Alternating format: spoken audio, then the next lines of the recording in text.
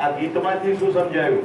એક સખ્ત થા મહારાજ જેન પર ઝૂલતા હાથી, જેના ઘરે હાથીઓ ઝૂલતા હતા, ક્યાં ગયા? ધૂળમાં.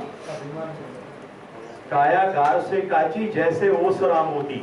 ઓસ એટલે ઝાકળ. સવારના પોરમાં પાંદડા ઉપર જે ટીપા પડ્યા હોય એ ઝાકળના બિંદુનું આયુષ્ય કેટલું છે? તડકો પડે એટલે જતું રહે. કાયા ગાર સે કાચી, જમીનથી પણ કાચી. એક પવનનો ઝટકો લાગશે તો પણ જતી રહેશે. એટલે કે પવનના ઝટકાથી પડી ના જાય. પણ એમ કહેવાનું તાત્પર્ય છે રોગથી, બીમારીથી, અકસ્માતથી કે પ્રાકૃતિક આપદાથી ગમે ત્યારે શરીર ખતમ થઈ જશે. ઓકે, હું ધ્યાન ખેંચવાનો આશય એ હતો કે શરીરમાં જે સુવિધાઓ જોઈએ છે એ સુવિધાઓ પાછળની દોટ મૂકીએ છીએ, પણ એના તો ઠેકાણા નથી. શરીરને શું જોઈએ છે? ચલો બોલો, શરીરની કેટલી જરૂરિયાત છે? 6 બોલો. 6 જરૂરિયાત.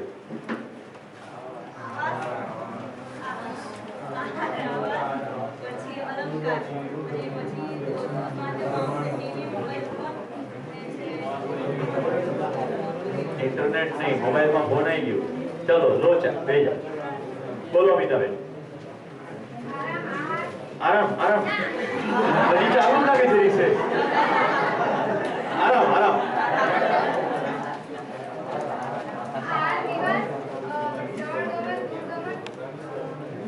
આવું કરવું પડે એનું કારણ હજી આપણું આપણા શરીર ઉપર પણ બરાબર ધ્યાન નથી. હજી બેહોશી જ ચાલે છે.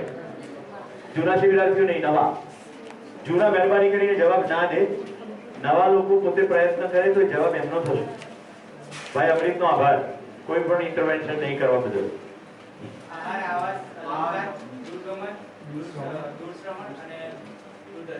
કશું રહી ગયું? બોલો કાકા, તમે ફરી બોલો, રિપીટ કરો.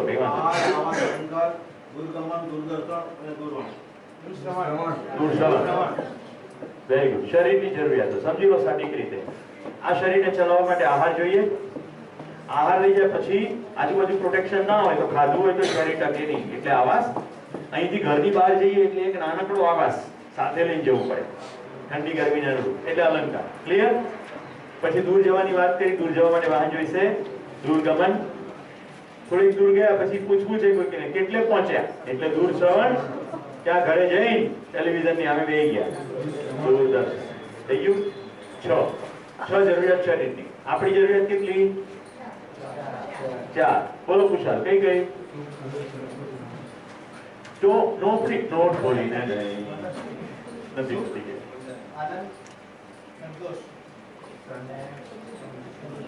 ના, આવી સિક્વન્સમાં નહોતું. જ્યાં સુધી પોતાની અંદર ડોક્યુ બરાબર નહીં કરીએ ત્યાં સુધી સિક્વન્સ નહીં સમજાય. આ પરીક્ષા નથી. એવું તમને સટીક સમજાવવું જોઈએ કે મારું સુખ કેટલા. યસ, સુખ, સંતોષ, આનંદ. સમજાઈ શકો? સમજાઈ શકો? કોઈ સમજાઈ શકે કે મારી જરૂરિયાત કેટલી? અને તમારી જ વાત થાય છે, મારી નથી થતી. કારણ કે આપણે જોવાનો કાર્યક્રમ બંધ રાખ્યો છે. આપણે અંદર જોવાનો કાર્યક્રમ બંધ રાખ્યો. એક મિનિટ હોલ્ડ ઓન. બેન રાજવીને વિનંતી કરું, જોવાનું એક ગીત સંભળાઈ દે ત્યાં પેલા માઇકથી. આખો આખો કાર્યક્રમ જોવાનો જ કાર્યક્રમ છે. કોને જોવાનું રાજુ? આપણને. રાજવીની સામે નહીં જોવાનું. પછી એવો ભ્રમ હોય કે જોવાનો કાર્યક્રમ કીધો છે એને ઊભી બી કરી. એની પત્ની જ છે, જોવે તો કોઈ પ્રોબ્લેમ નથી. ચાલશે ને માઇક? ના ચાલે તાને છૂટું મારી.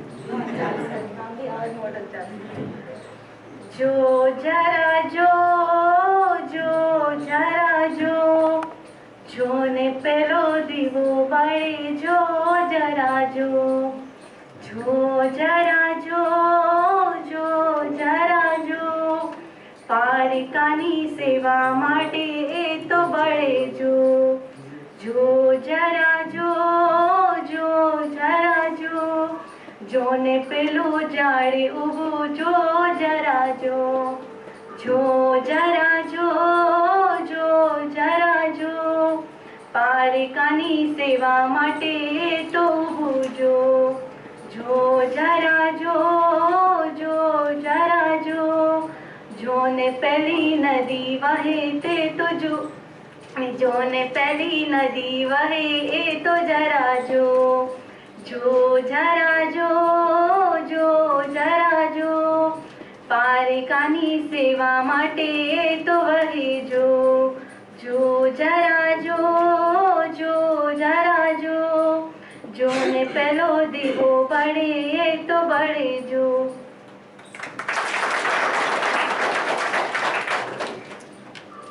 જો જરા જો. કોને જોવાનું? ભાઈ એમાં એક સીટ બીટ પાડવાની એક પાડજો. કોને જોવાનું? અત્યાર સુધી ઓબ્જેક્ટિવલી બહાર જોયું. હવે આપણે ઓબ્જેક્ટિવલી આપણને પોતાને જોવાનું. તો અહીંયાથી જેટલું પ્રસ્તાવ મૂકવામાં આવે એ બધાને અનુરૂપ અંદર શું થઈ રહ્યું છે જોવાનું. હું એમ કહું કે આ મારું સુખ છે કે સુખ આટલું છે, તો તમારે અંદર જોવું પડે.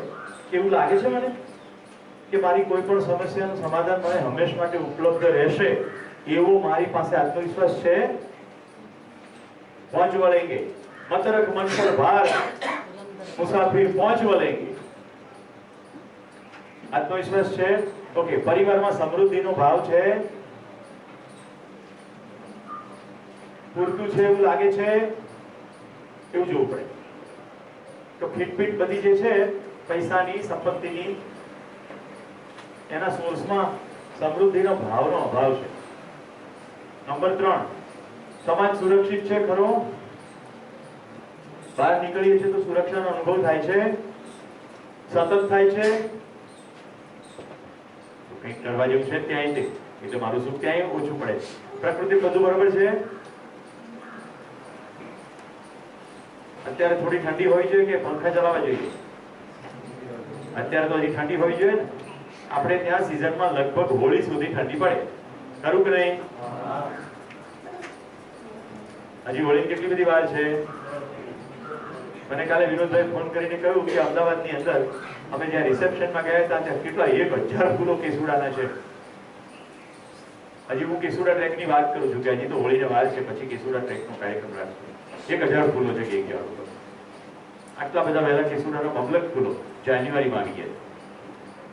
તો પ્રકૃતિમાં સંતુલનનું પુરવાનું દેખાય છે, આ જોવાનું છે. ઓકે, ઠીક છે. ચલો હવે કહો તમારો જવાબ. શું પછી કોઈ જવાબ? આપણે કોઈ પણ આપણને સંતોષ હોવો જોઈએ કે નહીં, મારે જે સમસ્યા છે એને પહોંચી વળે. એ સંતોષ ના કહેવાય, એને આત્મવિશ્વાસ કહેવાય. ઓકે, પહેલા પોતાના સ્તરે આત્મવિશ્વાસ. બોલો બીજું. બેસો. સેકન્ડ, પરિવારમાં સમૃદ્ધિનો ભાવ. જો ભૂલે ચૂકે સમૃદ્ધિ શબ્દ ના બોલશો, કારણ કે ગમે એટલું વસ્તુ ભેગી કરવાથી એ સમૃદ્ધિનો ભાવ નહીં આવે, એ તો સમજણથી જ આવે. મારી પાસે પૂરતું છે એ સમજણથી આવે, વસ્તુઓથી આવે નહીં. એટલે સાદું ટીવી, પછી મોટું ટીવી, પછી 32 ઇંચનું LED ટીવી, એમ વસ્તુઓ વધ્યા કરે. સમૃદ્ધિનો ભાવ સમજણ સિવાય વધે નહીં. પરમાદરણીય નાગરાજજીના સમયમાં જેના જીવનમાં જીવન લીધે આવી એવા એક સુરતમાં ભાઈ છે. એમણે શિબિર પૂરો કર્યો ડોક્ટર સત્યા સાહેબ પાસેથી, અને થઈ ગયું આ અદ્ભુત છે, હવે તો આ જ કરવું છે. IIT માંથી ભણેલા, બરાબર, IIT કાનપુર. તો કે સારું, તને જે ગમતું છે તું ક્યારે કરશે? તો કે મારી પાસે એકવાર 5 લાખ રૂપિયા એકઠા થઈ જાય પછી કરીશ, પછી હું પૈસા પાછળ નહીં દોડું. એ આંકડો વધતો વધતો વધતો 2012ની સાલ સુધી કરોડે પહોંચ્યો. પણ એ જે કરતા તે એ જ કરતા રહ્યા, કોઈ ફરક પડ્યો નહીં. સદભાગ્ય અમારી સાથે આ અધ્યયનની પ્રવૃત્તિમાં જોડે આવી ગઈ. અને એકવાર આદરણીય નાગરાજજીની સામે અમે બધા બેઠા હતા અને એમણે એકદમ વેધક સવાલ પૂછ્યો, બતા તેરા સુખ पे ध्यान गया है कि नहीं? પેલા સ્તબ્ધ થઈ ગયા. 3 શબ્દો જ ખાલી, સુખ પર ધ્યાન જ ગયું નહીં. તો મિત્રો, અહીંયાથી જો હું બોલું છું એ તમારી અંદર એવું સ્પષ્ટ થવું જોઈએ કે એ સ્થિતિ કેવી હોય કે જેમાં નિરંતર આત્મવિશ્વાસ જ હોય. એવું અંદર આછું પાતળું દેખાવું જોઈએ. એ સ્થિતિ કેવી હોય કે સમાજમાં ગમે એટલા વાગે ગમે એટલું કોઈ પણ એકલું નીકળે તો પણ ચિંતા નહીં હોય કે કોઈ લૂંટી જશે, કોઈ ઉપાડી જશે, કોઈ ખરાબ રીતે વર્તશે, આવું જરા પણ ફિકર ના હોય. તો સુરક્ષા શબ્દ બોલતાની સાથે ખબર પડે છે ને,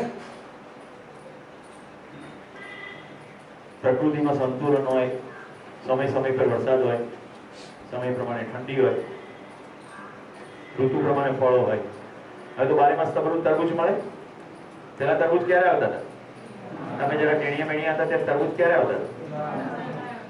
ચોમાસામાં તરબૂચ આવે. આ પરમ સુખની અવસ્થામાં છે. હમણાં જ ખાધા. ઓકે, તો મિત્રો હવે જુઓ, તમારી સામે કેટલાક ચિત્રોની મદદથી હું શાસન અને વ્યવસ્થા સમજાવવાની કોશિશ કરું છું. કેમ? કારણ કે આપણે અગાઉ 5 જે શબ્દો જોયા, જીવવું, સમજવું, રાઈટ, એમાં વ્યવસ્થા શબ્દની વાત હતી. બરાબર? ક્યાંથી ક્યાં સમજવાની વાત છે? પોતાનાથી લઈને સમગ્ર અસ્તિત્વ સુધી વ્યવસ્થા. તો પેલા વ્યવસ્થા શબ્દ સમજી લઈએ. અત્યાર સુધી મોટેરાઓએ બધાય છાપામાં વાંચ્યું છે શાસન અને વ્યવસ્થા, કાયદો અને વ્યવસ્થા. હકીકતે બે સ્વતંત્ર જુદી વસ્તુ છે, છતાં બે ભેગી વપરાય. આપણે જોઈએ એક એક ચિત્ર. જો ડાબી બાજુ લખ્યું છે તમારા જૂતા અહીંયા ઉતારો. જમણી બાજુ કોઈ પાટિયું નથી, છતાં પણ બધા જ જૂતા વ્યવસ્થિત ઉતારવામાં આવે. ખ્યાલ આવે છે? કોઈક આપણને હુકમ કરે અને આપણે કરીએ તો એને કહેવાય શાસન. અને આપણને એમ લાગે કે આપણે શિબિરના સ્થળે આવ્યા છીએ, આપણે જૂતા અહીંયા જે રેક મૂકવામાં આવ્યા છે એમાં જ મૂકવા જોઈએ. આપણે રેક દેખાય અને આપણે એમાં જ મૂકીએ, વ્યવસ્થિત રીતે મૂકીએ. એ અંદરથી આવે, સમજણમાંથી આવે. શાસન બહારથી આવે, વ્યવસ્થા અંદરથી આવે. જો આપણી અંદર ઉત્ક્રાંતિ કેવી રીતે થાય? શાસન, અનુશાસન, સ્વ અનુશાસન. કોઈ કહે અને કરીએ એટલે શાસન. કોઈ કહેવા વાળું ઉપલબ્ધ ના હોય પણ પાટિયા મારેલા હોય. શેડ્યુલ આપવામાં આવ્યું છે, આટલા વાગે ક્લાસ છે, કોઈ હુકમ કરતું નથી પણ સૂચના મળી ગઈ, એને કહેવાય અનુશાસન. શિબિરની ઘોષણા કરી, અહીંયા બધા ભેગા થઈ ગયા, કોઈ શેડ્યુલ આપેલું નથી. એ વખતે બધા ભેગા મળીને નક્કી કરે સંસ્થાના આયોજક સાથે કે આપણે કેટલા વાગે સત્ર રાખીશું, કેટલા વાગે જમીશું, અને એને અનુરૂપ એક ઝેડ શિબિર ચાલી જાય, એને કહેવાય સ્વ અનુશાસન. અથવા સંધિ ભેગી કરી દઈએ, સ્વાનુશાસન. શાસન, અનુશાસન, સ્વાનુશાસન. કઈ વસ્તુ સ્થિતિની અંદર આપણને સ્વર્ગનો અનુભવ થશે? પહેલામાં ત્રીજામાં. ખાલી કલ્પના કરો, બધા બધી જગ્યાએથી આવે, પછી બધું ગોઠવાઈ જાય, પછી બધું શિબિર સરસ રીતે ચાલે, બધા સમયસર આવી જાય, બધાના ચહેરા પ્રસન્ન હોય, બધા પોતાની અંદરથી કોઈ કોઈને ઘાંટો ના પડતું હોય. ઓકે, હવે જોઈએ ડિટેલમાં. અહીંયાથી હમણાં રિસેસ પાડીએ ત્યારે બહાર નીકળી ખાલી જૂતાનું ચિત્ર જોજો તમે જે ઉતાર્યા છે. શાસનમાં ભય હોય. આ તબક્કે ભાઈ ગોની પ્રજાપતિનો આભાર માનું છું. આખું પાવરપોઈન્ટ પ્રેઝન્ટેશન બરોડનો શિબિર થયો પછી એને બનાવી આપ્યું મને. મેં કીધું ચિત્રાત્મક રીતે રજૂઆત કરવી છે જેથી કરીને વધુ સારું થઈ જાય. જો ભયની અંદર 4 જ ભય છે: પ્રાણભય, પદભય, માનભય, ધનભય. 4 થી વધારે ભય જ નથી. સમજ્યું છે? પ્રાણભય, આ શરીર સમાપ્ત થઈ જવાનો ભય એટલે પ્રાણભય. પદભય, બોલતો જતો રહેવાનો ભય. એક પુત્રવધુ ઘરમાં આવે એટલે એને આવતાની સાથે પ્રેગ્નન્ટ થયા પહેલા એક વ્યક્તિનો જન્મ થાય. બોલો કોનો? સાસુનો જન્મ થાય. પુત્રવધુની એન્ટ્રી થાય અને સાસુનો જન્મ થાય. આ જન્મ વખતે કોઈ પેંડા કે જલેબી ના વેચે. પછી એ બેન જે છે ને, જે ભયથી પીડાય ને, એ ભયનું નામ છે પદભય. કે બોસ હવે આપણી જગ્યા ગઈ. થોડા દિવસ થાય એટલે બોમ્બ ગોળા જેવું સ્ટેટમેન્ટ આવે, વહુનો થઈ ગયો છે. વહુનો થવા માટે તો તમે 2 વાગે બગાડીને લઈ ગયા. એ તો અહીંયા બિચારો નિરાંતે રહેતો જ તો, એને કે તને એકલા નહીં ફાવે, રાઈટ? દળીપ દળીપ કરી 300-400 ગયા. આખા ગામને ખબર પડી એટલા ફટાકડા ફોડ્યા કે આયા છીએ લેવા, રાઈટ? એના ઘરેથી એને ઉઠાવી બધા લોતા મૂક્યા. આ બધું એજન્ડા કર્યો કે નહીં? આ પદભય છે. મારું પદ ગયું. હવે ઘરમાં કમાન્ડ મારો ગયો. ઈર્ષ્યાનું તત્વ શરૂ થયું. આને કહેવાય પદભય. અમલદારો જે જગ્યા ઉપર બેઠા હોય એને પોતાનું પદ ગુમાવવાનો બહુ ડર હોય. પોલીસ અધિકારીઓને ટ્રાન્સફરનો ભય હોય. જેને પૈસા પાછળ બહુ દોડ હોય ને એને અમુક પ્રકારના સ્ટેશન અમુક પ્રકારની જ કામગીરી જોઈતી હોય, એ જતું રહેવાનો ભય હોય. કલેક્ટરો થયા હોય ને આઈએસ ઓફિસરો થયા હોય એને અમુક પોર્ટફોલિયોમાં જ રસ હોય, એમને પણ બદલીનો ભય હોય, અહીંયાથી મને બદલી નથી તો. પછી ધન ભય, ધન લૂંટાઈ જવાનો ભય.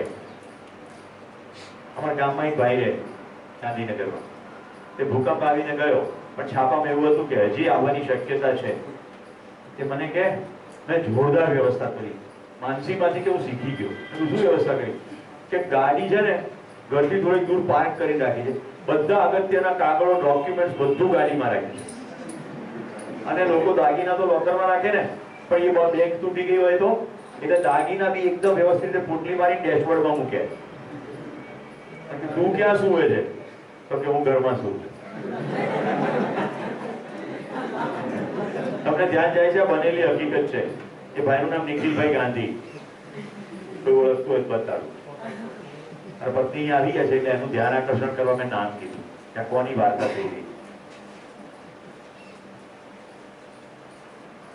ધ્યાન જાય છે, માત્ર અને માત્ર પૈસા મહત્વના લાગે તો કેટલી બધો ભ્રમ છે કે મકાન પડી જશે પણ હું અકબંધ બહાર આવી જઈશ અને ગાડી ચલાવીને દૂર જતો રહીશ.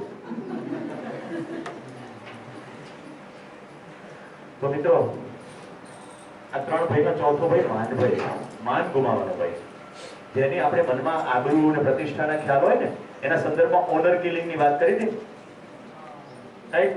ઘણી બહેનોને આવી ટેવ હોય છે કે લોકો વાતો કરે. હવે લોકો વાતો કરે, એમને પોતાની ઘણી વાતો છે તો આપણી ક્યાંથી કરે? પણ આ એક ખોટો આબરૂનો ભય. કોઈ કહેશે શું, કોઈકને કહેવા માટે પોતાના ઢગલા પ્રશ્નો છે, આપણું શું કામ જોવે? પણ આપણા અંદર આવો એક કાલ્પનિક ભય છે, માન ભય. બધા સામાજિક પ્રસંગોમાં આપણે કેવા કપડા પહેરીએ, આમ ચળકતા અને સરસ સરસ. કેમ? શું છે આપણી અંદર ભય? કે આપણને જરા કોઈ ઓછો ના માને, એમ ના માને આપણે બી સમથિંગ છીએ એમ. હવે તમને નવાઈ લાગશે, આખા વૈશ્વિક સ્તરે હું બીજાથી કમ નથી એવું કરવા માટે બધા જ પ્રકારે હાઈટ વધારવાનો પ્રયત્ન થાય.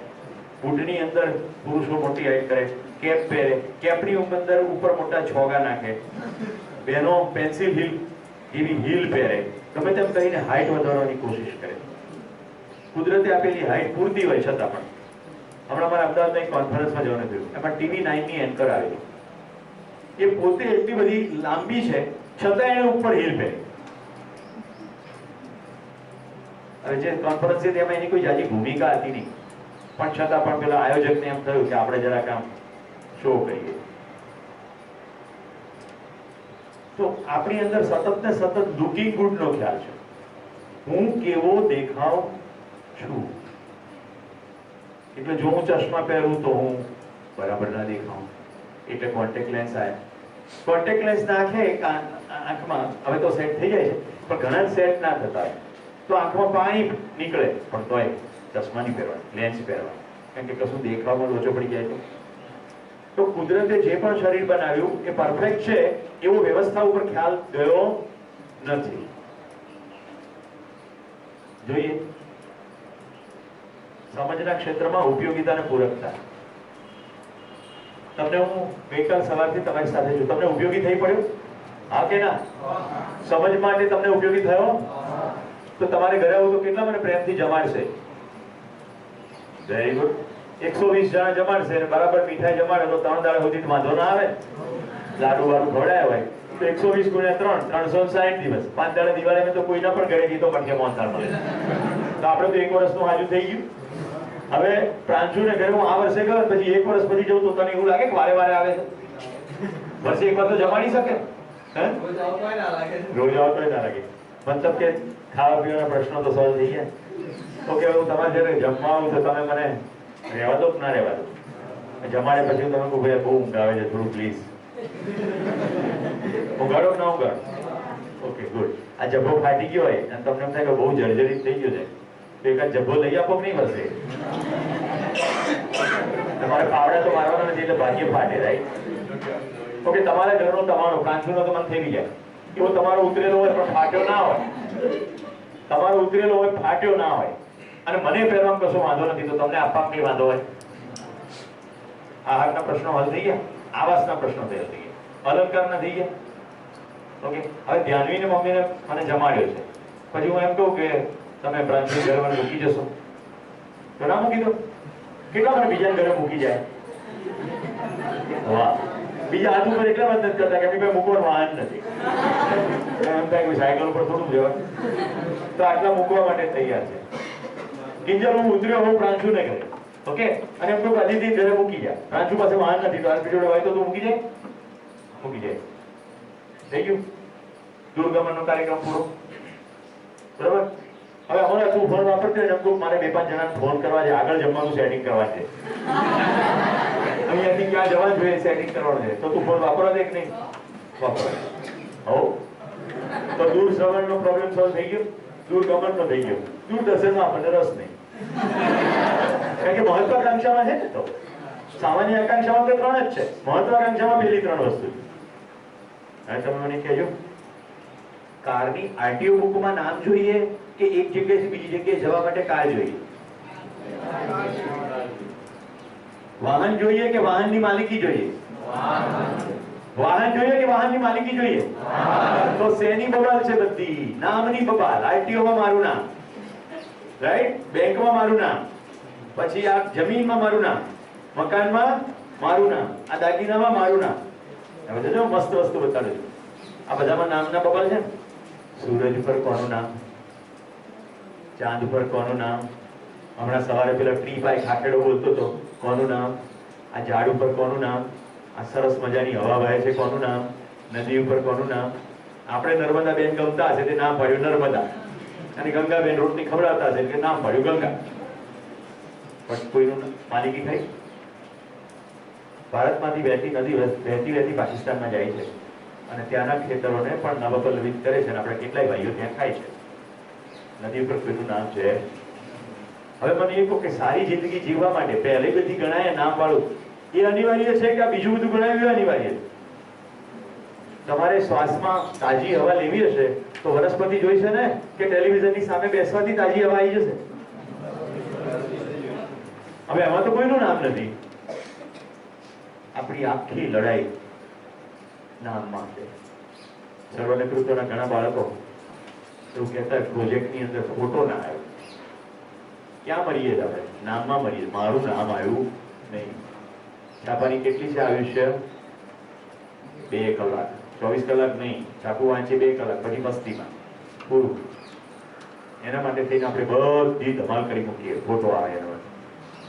અને એ આખી પ્રક્રિયામાં આપણું ધ્યાન એ ના હોય કે આપણી સાથે પ્રોજેક્ટમાં કોણ કામ કરે છે, એની સાથે દોસ્તી કેવી છે, જેની સેવા માટે નીકળ્યા છીએ એના ચહેરા ઉપર આપણી સેવાથી કેટલો સુખનો ભાવ આવે છે, આવું આપણું ધ્યાન જાય નહીં. આપણું ધ્યાન ત્યાં છે, ફોટોગ્રાફર ક્યાં છે? ત્યાં હું કરીએ.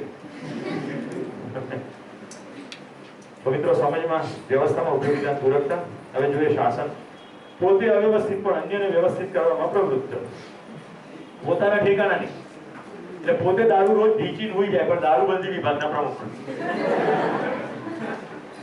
પહેલા 4 ચોપડી ભણ્યા હોય પણ શિક્ષણ મંત્રી. જોજો, સ્ટેથોસ્કોપ બોલતા ના આવડતું હોય એ આરોગ્ય વિભાગના ભણ્યા હોય, આરોગ્ય મંત્રી હોય. અત્યારે મને હોલેન્ડ યાદ આવે છે, જ્યાં હું ભણેલો. ત્યાં પાર્લામેન્ટની બહુ અદભુત વ્યવસ્થા છે.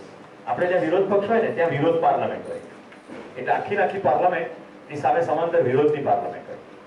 શિક્ષણ મંત્રીએ મિનિમમ પીએચડી કરેલું હોવું જોઈએ, અને જે આરોગ્ય મંત્રી હોય મિનિમમ એમડી ડોક્ટર હોવા જોઈએ. આ કન્ડિશન છે, એટલે એની સિવાય તો ફોર્મ જ ના રહી શકાય. તો એજ્યુકેશન મિનિસ્ટર છે એ પણ પીએચડી છે, અને વિરોધ એજ્યુકેશન મિનિસ્ટર એની પાર્લામેન્ટમાં એ પણ પીએચડી છે. તો કોઈ પણ ધારો પસાર કરવાનો હોય તો પેલા શાસક પક્ષ જે છે એ એનો ધારો ડ્રાફ્ટ કરી નાખે અને વિરોધ પક્ષની પાર્લામેન્ટમાં મોકલે. એટલે વિરોધ પક્ષ વાળા એની ઉપર બધું ધમાલ કરે, જે કે કોમેન્ટ કરવાની એ કરે, પછી શાસક પક્ષમાં આવે અને જેટલી કોમેન્ટ કરી હોય એના જવાબ આપવા પડે, સુધારો સૂચવ્યા હોય તો સુધારા સૂચવવા, એટલે પ્રમાણ કરવું પડે. ત્યાર પછી એ ધારો શાસક પક્ષ એને પસાર કરે. એટલે શિક્ષણની નીતિ ઠીક બને, આરોગ્યની નીતિ ઠીક બને. ખ્યાલ આવે છે? વ્યવસ્થામાં સ્વયંમાં વ્યવસ્થિત અને સમગ્ર વ્યવસ્થામાં ભાગીદાર. પોતે વ્યવસ્થિત અને સમગ્ર વ્યવસ્થામાં ભાગીદાર. હવે અત્યારે હું તમને શરીરનું ઉદાહરણ આપું છું, જેનાથી બહુ સારું પડશે સમજવામાં. આખું શરીર એક અદ્ભુત વ્યવસ્થા છે. કિડની પોતે વ્યવસ્થિત અને સમગ્ર વ્યવસ્થામાં ભાગીદાર, લીવર પોતે વ્યવસ્થિત અને આખી શરીરની વ્યવસ્થામાં ભાગીદાર, ફેફસું પોતે વ્યવસ્થિત, હૃદય પોતે વ્યવસ્થિત અને સમગ્ર વ્યવસ્થામાં ભાગીદાર. આમ જો તો હૃદયનું કામ બિલકુલ જુદું ફેફસા કરતા, કાનનું કામ બિલકુલ જુદું નાક કરતા, પણ દરેક અંગ ઉપાંગ પોતાનામાં વ્યવસ્થા અને સમગ્ર વ્યવસ્થામાં ભાગીદારી. હવે તમે અમારા બેને કૃતિબેનને પૂછો ખબર પડશે કે આ પોતે જે વ્યવસ્થિત છે અને સમગ્ર વ્યવસ્થામાં ભાગીદારી કરે છે ત્યાં સુધી આ સિસ્ટમમાં કોઈ પ્રોબ્લેમ થાય નહીં. પોતે અવ્યવસ્થિત થાય તો અથવા સમગ્ર વ્યવસ્થાની અંદર ભાગીદારી ચલાવવાનું બંધ કરે. જેમ કે હૃદય બરાબર વ્યવસ્થિત કામ કરે પણ એક દિવસ ગુજો ભરાઈ ગયો અને એને કીધું હવે નહીં રમવું, કામ બંધ, એ બાકીની આખી સિસ્ટમ ખોરવાઈ જાય. ખ્યાલ આવે છે? હસો, મુસ્કુરાવ. પોતે વ્યવસ્થિત અને આ સમગ્ર વ્યવસ્થામાં ભાગીદારી માટે પોતે હસવું અને બધાની પ્રસન્નતા બંધ રાખવી. નીચે રસોઈયા ભાઈ પોતે વ્યવસ્થિત અને આ ભોજન વ્યવસ્થામાં ભાગીદાર. આપણે પોતે વ્યવસ્થિત તો ભોજનનો વેડફાટ કરીશું નહીં, તો સમગ્ર વ્યવસ્થામાં ભાગીદાર. હવે કલ્પના કરો કે 100 જણાની જગ્યાએ રસોઈયા ભાઈ અવ્યવસ્થામાં જતા રહે, 200 નું બનાવી નાખે અને આપણે એમ થાય કે સમગ્ર વ્યવસ્થામાં ભાગીદાર. 3 રોટલી ખાતા હોય એટલે 6 દબાઈએ તો વ્યવસ્થા ખોરવાઈ જાય. શાસનમાં અન્ય કે દ્વારા અનુશાસિત બીજો માણસ જોઈએ, શાસનમાં વ્યવસ્થામાં બીજો માણસ ના જોઈએ. સ્વ દ્વારા પોતાની જ જાત. જોઈ લો, શાસનનું ચિત્ર સુંદર બનાવી છે. અનિયંત્રિત, મોટો બોસ, પછી નાનો બોસ, પછી નાનો બોસ, પછી આનાથી નાનો બોસ. એકવાર મારી ઓફિસમાં પટાવાળા રજીસ્ટ્રેશન કરવા મોકલ્યું. જો પટાવાળો બી પોતાની અંદર બોસ હોય. હવે 4:30 નો સમય થઈ ગયો તો રજીસ્ટ્રેશન પૂરું થઈ ગયું. ધીરુભાઈ, પટાવાળો એટલે ક્લાસ 4 કહેવાય ને. પેલા પોસ્ટ ઓફિસમાં જઈને કે રજીસ્ટર કરવાનું. પોસ્ટ વાળો કે જો 5 વાગે 4:30 બંધ થઈ જાય તો કે what you, who you are નહીં, what you central government, my Gujarat government, you no officer, class 4 officer. તું કેવો ઓફિસર છે કઈ ખબર નહીં પડે. હું તો ક્લાસ 4 ઓફિસર છું કે ક્લાસ 4 પણ ઓફિસર. એકવાર વાંસદાના જંગલોમાં સર્વે કરવા જવાનું. તમારે સાથે દલો નામનો પટાવાળો. સિવિલ એન્જિનિયરિંગમાં સર્વેમાં કેવું હોય બધું સ્ટાફ ને થિયોડોલાઇટ ને બધા સાધનો વાપરવાના, તો પટાવાળો જોડે. હવે એની પત્ની ઓફિસમાં આવીને અમારી આગળ રોઈ ગઈ કે આને સમજાવો, છોકરાઓને મારે છે બહુ. અમે જંગલમાં સર્વે કરવા ગયા, સર્વે પર પતી ગયો, પટાવાળો મળે નહીં. પછી અમે ત્યાં આદિવાસી ઝૂંપડામાં બોલતો કે દલો ગયો ક્યાં? તો દલો છે ને ત્યાં આદિવાસી ઝૂંપડામાં સમજાવતો હતો, છોકરાને મારતો ના હો. મને એ વખતે બત્તી થઈ. આ એની ઘરવાળી અહીંયા એમ કહે છે કે તમે આને સમજાવવાનું, પેલો ક્યાં ગયો?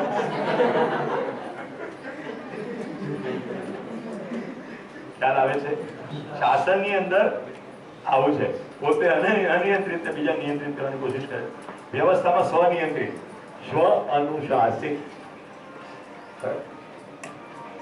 જો શાસન આવી રીતે ઉપરથી નીચે હોય, જ્યારે વ્યવસ્થા નીચેથી ઉપર હોય. તમને એમ થાય કે નીચેથી ઉપર એટલે શું? તો સૌથી નાનું જ્યારે ગણીએ છીએ એકમ, એ પોતે વ્યવસ્થિત હોય. અમારા દરેક સેલ વ્યવસ્થિત હોય કે નહીં? સેલ વોલ, માઇટોકોન્ડ્રિયા વગેરે બધું વ્યવસ્થિત હોય. એક સેલ વ્યવસ્થિત હોય, બધા સેલ ભેગા થઈને કિડની બને, કિડની પોતે વ્યવસ્થિત હોય. એટલે સેલ કિડનીની વ્યવસ્થામાં પોતે વ્યવસ્થિત અને સમગ્ર કિડનીની વ્યવસ્થામાં ભાગીદાર. પછી કિડની પોતે આખી વ્યવસ્થિત અને સમગ્ર શરીર વ્યવસ્થામાં ભાગીદાર. આમ નાનું વ્યવસ્થિત અને મોટી વ્યવસ્થામાં ભાગીદાર.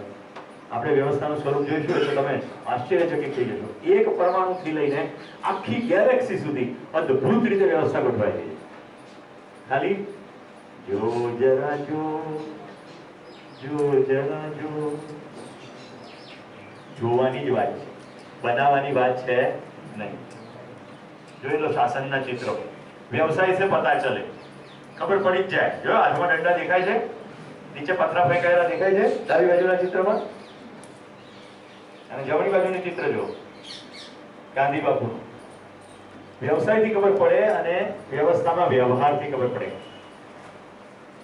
જનરલ સ્મટ્સ આ સાઉથ આફ્રિકા, અને ભારતની અંદરના અસંખ્ય અંગ્રેજ અધિકારીઓ એવું કહેતા હતા કે આપણે છાવણી ક્ષેત્રમાં આપણા પત્ની અને બાળકો જેટલા સુરક્ષિત છે, જ્યાં વેપન છે, સૈનિકો છે, એનાથી પણ સૌથી વધારે સુરક્ષિત તો ગાંધીજીના આશ્રમમાં, જ્યારે કે હાથમાં કોઈ વેપન નથી. ત્યાં જાય છે, વ્યવહારથી ખબર પડે. શાસન સંકટકાળમાં જોઈએ. આજે સવારે મેં તમને ખુરશીઓને રીઓર્ગેનાઇઝ કરાવી. તમામ ક્રાઇસિસ સિચ્યુએશનની અંદર કોઈ વ્યવસ્થા પડી ભાંગવાની થઈ ગઈ હોય અને સ્વયંમાં વ્યવસ્થા થવાનો સમય ના હોય, એને ક્રાઇસિસ કહેવાય. ત્યાં શાસન કરવું અનિવાર્ય થઈ પડે. જ્યારે વ્યવસ્થા દરેક જગ્યાએ, દરેક સમયે, દરેક વખતે સર્વકાલિક, સર્વદેશીય, સાર્વભૌમિક. હાઇડ્રોજન પોતે વ્યવસ્થામાં છે, આફ્રિકામાં છે, અમેરિકામાં છે, ભારતમાં છે. એવું થાય ખરું હાઇડ્રોજનને? હવે આપણે વિમાનમાં ઉડી અમેરિકા એટલે હવે બેફામ રીતે વર્તવાનું, એવું હાઇડ્રોજનમાં થાય? તમે અહીંથી પક્ષી લઈને ગયા કોઈ બીજા દેશમાં, તો પક્ષી એનું વર્તન બદલી નાખે? શું લાગે તમને? સીતાફળ અહીંયાથી ઉંચકીને સેનેગલ ગયા તો સીતાફળનો સ્વાદ બદલી જશે સેનેગલમાં? કે નાના દેશ બદલી ગયો એટલે આપણે આચરણ બદલી કાઢો? આપણે તો તરત એવું થાય. અમેરિકામાં ડૂચો નાખવાની હિંમત ના કરી, એરપોર્ટ ઉપર આવી તરત ડૂચા નાખી. એટલે આપણે એરપોર્ટની બહાર કેટલો કચરો હોય. ઓળખો છો પેલા ડાબી બાજુ વાળા મહાનુભાવ કિમ જીંગ? જેને ના ગમાડે ને એને શિકારી કૂતરાને સામે નાખી દે, પેલા કૂતરાને ફાડી ખાય, જૂમાં નાખી દે. રાઈટ? શાસન કરકે સુખીઓને કા ભ્રમ. અને વ્યવસ્થામાં શેરિંગ ટોપ બે ઠેઠ અહીંયા આપણે વિસનગર વડનગર સુધી આવી ગયા. ભૂતાનના પ્રાઇમ મિનિસ્ટર. કેટલા લોકોને ખબર છે કે ભૂતાન દેશે દુનિયાની ગ્રોસ હેપીનેસ ઇન્ડેક્સની ભેટ આપી છે? ઘણાને એ વસ્તુ જ ખબર નથી. ઓકે, દુનિયાની અંદર કયો દેશ કેટલો વ્યવસ્થિત, સુખી, સમૃદ્ધ, સંપન્ન છે, આ બધા શબ્દોને સમજ્યા વગર એક શબ્દ નક્કી કરવામાં આવે છે, જીડીપી, ગ્રોસ ડોમેસ્ટિક પ્રોડક્ટ. જે દેશનો જીડીપી વધારે હોય એટલે કે એનું ઉત્પાદન વધારે હોય એ સુખી છે એવું માનવામાં આવે. ખાધે પીધે દુખી ને આપણે શું કહીએ? સુખી. એ ખૂબ ઉત્પાદન કરે છે એટલે ખૂબ સુખી છે. ભૂતાન દુનિયાનો પહેલો એવો દેશ છે જેની પાર્લામેન્ટે નક્કી કર્યું કે આપણી પ્રજા સુખી કેટલી છે. ખૂબ સારા ન્યૂઝ આપી. આપણી સુખની તલાશ છે. ભૂતાનની આખી પાર્લામેન્ટે જીવન વિદ્યાની શિબિર કરી લીધી છે. ભૂતાનના આખા રાજવી કુટુંબે જીવન વિદ્યાની શિબિર કરી છે અને ભૂતાનની તમામ યુનિવર્સિટી અને કોલેજમાં જીવન વિદ્યા અભ્યાસક્રમમાં છે. એમનું નથી થતું. સમજણ પડે એટલે ફેર પડે જ. તો ટોપે શેરી વાઇબ્રન્ટ ગુજરાતમાં આવ્યા હતા અને એમણે બધા ઉદ્યોગપતિઓને સામે હાથ ફેલાવીને કહ્યું, તમને મારા દેશમાં ઉદ્યોગો સ્થાપવા માટે આમંત્રણ છે, પણ માફ કરજો, મારી પ્રજાના ચહેરામાંથી કોઈને પણ સ્મિત ઓછું થાય એવા ઉદ્યોગોમાં અમને રસ નથી. જમીન પ્રદૂષિત થાય, પાણી પ્રદૂષિત થાય કે અમારી હવા પ્રદૂષિત થાય એવા ઉદ્યોગો સ્થાપવામાં અમને રસ નથી. કેટલી હિંમત જોઈએ. વડાપ્રધાન આપણા નરેન્દ્રભાઈ મોદી ઝાંખા પડી ગયા. એટલું બધું પ્રેરણાત્મક પ્રવચન હતું અને એ જ્યારે બોલીને પૂરા થયા ત્યારે આખી સભા ઉભી થઈ ગઈ. એટલી સરળતા, સચ્ચાઈપૂર્વક એમણે બધાને કહ્યું કે અમને એવા કોઈ ઉદ્યોગો ખપતા નથી. દુનિયાનો એકમાત્ર દેશ જે સજીવ ખેતી કરે છે, ઓર્ગેનિક પ્રોડક્ટ, એગ્રીકલ્ચર ઓર્ગેનિક છે. અને આપણી દોડ ક્યાં છે? અહીંથી અમેરિકા જતું રહેવું છે. ક્યાં જવું છે? જય અંબે માતકી. અમેરિકા. મને એવું લાગતું હતું કદાચ અંબાજીનું ત્યાં મોટું મંદિર હશે એટલે લોકો ગયો ત્યારે ખબર પડી. હું ગયો ને ન્યુયોર્કમાં તો પહેલું જ અઠવાડિયું હું તો લાઇબ્રેરીમાં ગયો, ન્યુયોર્ક સ્ટેટ લાઇબ્રેરી, અને હું તો એક ગાંડો થઈ ગયો. હા, એટલા બધા પુસ્તકો, એટલા બધા વિષય ને મને વાંચવાનો અદભુત શોખ કે રાતના 9:30 વાગી ગયા. હું તો એમાં ખોવાઈ ગયો. અને એ દિવસો કે મોબાઈલ ના હતા નહીં એટલે મેં ઘરે ફોન કર્યો. મારી બેન તો પેનિક થઈ ગઈ. ત્યાં ઘરે કેમ નહીં આવે? કીધેલું 6 વાગે ઘરે આવી જવાનું. જેને વિકસિત દેશો કહીએ છે ત્યાં સમાજની આ સ્થિતિ છે. મારો દીકરો હમણાં જર્મની ગયો. યુરોપની અંદર રાત્રે એકલા ફરવું જોખમ, લોકો લૂંટી લે, પણ એને જીવન વિદ્યા કરેલી. એટલે મને કીધા વગર રાતના 1:30 વાગે સાયકલ લઈને નીકળ્યો ને પછી મને વિડીયો મોકલ્યો કે પપ્પા તમે ભલે હું કીધેલું પણ હું સુરક્ષિત જ છું. પણ બાય એન્ડ લાર્જ સમાજ સુરક્ષિત નથી. એને આપણે વિકસિત કહીએ છીએ. જર્મનીના સ્ટુટગાર્ટ શહેરમાંથી હું પસાર થતો તો જ્યાં જોયો ત્યાં કચરાના ઢગલા. મેં પૂછ્યું કે અહીંયા કેમ આટલો બધો કચરો છે? તો કે બધા કામદારો હડતાલ ઉપર ગયા છે. ત્યારે મને જર્મનીનું સાચું ચિત્ર જોવા મળ્યું. કચરાના ઢેર જોયા ત્યારે ખબર પડી બધું સાફ સુથરું દેખાતું, કચરો તો ખૂબ ભેગો થાય. તમને ભરવું ચિત્ર હજી જોવું છે? અમેરિકા પોતાનો કચરો મોટી મોટી ટગ બોટમાં ભરી ભરીને બાંગ્લાદેશ, પહેલા તો ઓડિશામાં પાસે ઠાલવતા હતા, આપણા પર્યાવરણવાદીઓ વિરોધ કર્યો એટલે ત્યાંથી બંધ થયું. બાંગ્લાદેશ અને શ્રીલંકાની ખુલ્લી જમીનોની અંદર અમેરિકા પોતાનો કચરો ઠાલવે છે. આને આપણે વિકસિત દેશ કહીએ છીએ. બીજાનું શોષણ થાય, બીજાને ભલે ગમે તે થાય. આ વ્યવસ્થા છે કે શાસન છે? ડોલરના જોરે શાસન છે. હું એરિઝોના ગયો હતો, એરિઝોના, અમેરિકાનો એરિઝોનામાં ફિનિક્સ છે, ત્યાં યુનિયન કાર્બાઇડની ફેક્ટરી છે. યુનિયન કાર્બાઇડની ભોપાલની ફેક્ટરીના સ્ટાન્ડર્ડ હલકા, એ જ યુનિયન કાર્બાઇડની અમેરિકાની ફેક્ટરીના સ્ટાન્ડર્ડ ઊંચા. કેમ? એ બધા માનવોને આપણે કીડામાં પડે.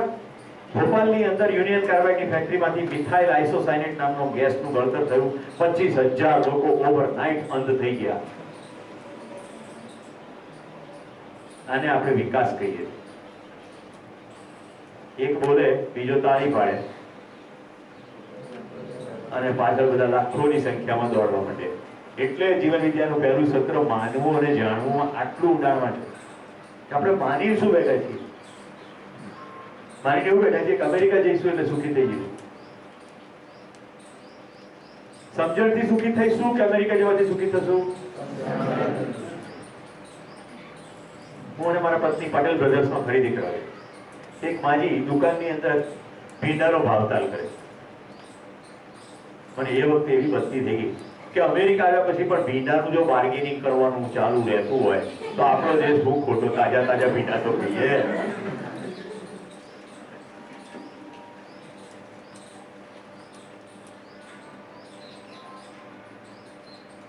મેં નવીન કાકાને પૂછ્યું, કાકા અમેરિકા રહેવાય ભારત પાછા આવે? નવીન કાકા કે જિંદગી જ્યાં સરસ થતી હોય ત્યાં રહેવાય, ના અમેરિકા ના ભારત. ટેક ડિસિઝન યોરસેલ્ફ, જાતે ડિસિઝન લો. જિંદગી ક્યાં સારી થાય? तो भाई तोबे शेयरिंग છે. સુખી હો કે વ્યવસ્થા કરને કા કામ, પોતે ખુશ આખો દેશ ખુશ રાખવાનો પ્રયત્ન. એટલે ઓર્ગેનિક ખેતી થાય, પ્રજા GHI ગ્રોસ હેપીનેસ ઇન્ડેક્સ ઉપર કામ કરે. અત્યારે દુનિયાના ઘણા બધા દેશોમાં જીડીપી સાથે GHI ના આંકડા શરૂ થયા છે. ગ્રોસ હેપીનેસ ઇન્ડેક્સ, આખી પ્રજા કેટલી સુખી છે. શાસનમાં જો પદ, પાવર હાથમાં જોઈએ, રાઈટ, દંડો. વ્યવસ્થામાં શ્રેષ્ઠતા ઓળખો છો? પેલા ભાઈને ઓળખો છો? ડોક્ટર કૈલેશ સત્યાર્થી, જેમને નોબેલ પ્રાઇઝ મળ્યું છે બાળકો માટે કામ કરવા માટે. અને બાજુમાં યુસુફ જૈન મલાલા. ગાંધીજી પછી પહેલું કોઈ માણસે આત્મકથામાં લખ્યું છે આઈ એમ મલાલા. ગાંધીજી બોલે તો my life is my message. My life is my message. મારી જિંદગી જ મારો સંદેશ છે. મલાલા કહે છે આઈ એમ મલાલા, હું મલાલા છું. આટલી નાની વયે યુનાઇટેડ નેશન્સની અંદર આમંત્રણ, નોબેલ પીસ પ્રાઇઝ. જો માનવ માટે શું સંભવ છે? એને જઈને ટેલિવિઝન કે રેડિયોમાં બોલી કે હું તો ભણીશ જ. છોકરીઓને ભણવા દેવી જોઈએ. છોકરાઓને જેટલો ભણવાનો અધિકાર છે એટલો છોકરીઓને પણ છે. પેલા ગાંડિયાઓ એને બસને ટાર્ગેટ કરી, કે જે બસમાં બેઠી હતી પોઈન્ટ બ્લેન્ક ગોળી મારીને એને મારી નાખવાની ચેષ્ટા કરી. યુકે મદદ કરી અને બચાવી દીધી. અત્યારે એનો સ્પિરિટ જરાય ઓછો થયો નથી. ત્યાર પછી તો એને પુસ્તક લખ્યું, આખી દુનિયામાં પ્રવાસ કરી જાય. પેલા લોકો ટાર્ગેટ કર્યું છે મલાલાને ગમે ત્યાંથી મારો, પણ મલાલાને ન મારવા દે એ બધી જ વ્યવસ્થા દુનિયાની સરકારોએ સંપીને કરી. જે દેશમાં જાય એ દેશમાં મલાલાને પ્રાઇમ મિનિસ્ટર અને પ્રેસિડેન્ટને મળે એટલું પ્રોટેક્શન મલાલાને આપવામાં આવે. આ એક માનવ માટે સંભવ છે. એક માનવ સમજદાર થઈ જાય, નાનું યુનિટ, તો સમગ્ર માનવ જાતની વ્યવસ્થામાં ભાગીદારી કરી છે. શ્રેષ્ઠતાનું સન્માન. જો ઓળખો છો ડાબી બાજુ વાળા ભાઈને? શાસન કરીને શોષણ અને ગરીબી અને અમીરીનો ભેદભાવ, વ્યવસ્થાની અંદર પોષણ અને સમૃદ્ધિ, અપનાપન, આ સીધું પરિણામ છે. જ્યાં શાસન છે ત્યાં શોષણ છે. જોજો સિક્વન્સ સમજાવું છું, આંતરરાષ્ટ્રીય સમસ્યા બતાવું છું. શાસન છે એટલે શોષણ છે જ. જ્યાં શોષણ માનવનું થાય ત્યાં વિદ્રોહ થાય જ. ઘરમાં વિદ્રોહ થાય એને કલહ કહેવાય, સમાજમાં વિદ્રોહ થાય એને સંઘર્ષ કહેવાય, બે દેશો વચ્ચે જ્યારે વિદ્રોહની ભૂમિકા થાય એને યુદ્ધ કહેવાય, સમાજનો એક માણસ સંતાઈને પોતાનો વિરોધ પ્રદર્શિત કરે એને આતંકવાદ કહેવાય, બધા ભેગા થઈને વિરોધ પ્રદર્શિત કરે એને ઉગ્રવાદ કહેવાય. બધી સમજ દેખાઈ ગઈ? ચલો આપણે શાસનનું ઉદાહરણ લઈએ. હું આ કૌશલની પર શાસન કરવાની કોશિશ કરું. હું એને કહું મારું જમવાનું લઈ આવે, જમવાનો બ્રેક પડે છે, હું એને કહું મારું જમવાનું લઈ આવે, એ મારી થાળી લઈને આવે, પછી હું એને જમવા ના જવા દઉં, અહીંયા બેસી જાય. હું નિરાતે 1 કલાક જમું, જમવાનો બ્રેક પતી ગયો, તરત ક્લાસ ચાલુ થયો તો જમી શકશે નહીં. 1 સેશન 2 સેશન કેટલું સહન કરશે? પછી વિદ્રોહ થવાનો. હવે તમને જાણી ખરેખર હસવું આવશે. આ સાચી બનેલી ઘટના પરમ દિવસે BN દસ્તુર સાહેબે મને કીધી કે મને એક મોટી કંપનીની અંદર ફેરવેલ કાર્યક્રમમાં મહેમાન બનાવ્યો. કોનું ફેરવેલ હતું? જેણે કંપનીમાં 35 વર્ષ નોકરી કરી એવા પટાવાળાનું ફેરવેલ હતું. એ પટાવાળો બહુ જ કામ કરેલું એટલે કંપનીના CEO ટોપ માણસ, પટાવાળો બધા બેઠેલા સ્ટેજ ઉપર, બધું શાલ બાલ ઉડાડી ગિફ્ટ આપ્યું. પછી પટાવાળાને માઇક આપ્યું કે હવે તારા વાત કર. શું બોલ્યો તમે? મને તો કોઈ જાજી સમજણ પડતી નથી, પણ આમાં સાહેબનો સ્વભાવ કૂતરા જેવો, અને મને કૂતરો માનીને આખી જિંદગી હળે હળે કર્યું છે.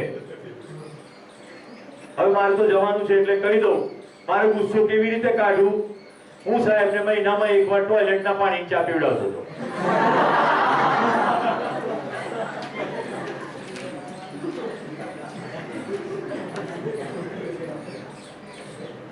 દસ્તુ સાહેબ મને કે પેલો પટાવડો તો જતો રહ્યો, પણ આખી જિંદગી પેલા માટે પ્રશ્ન ઉભો થઈ ગયો.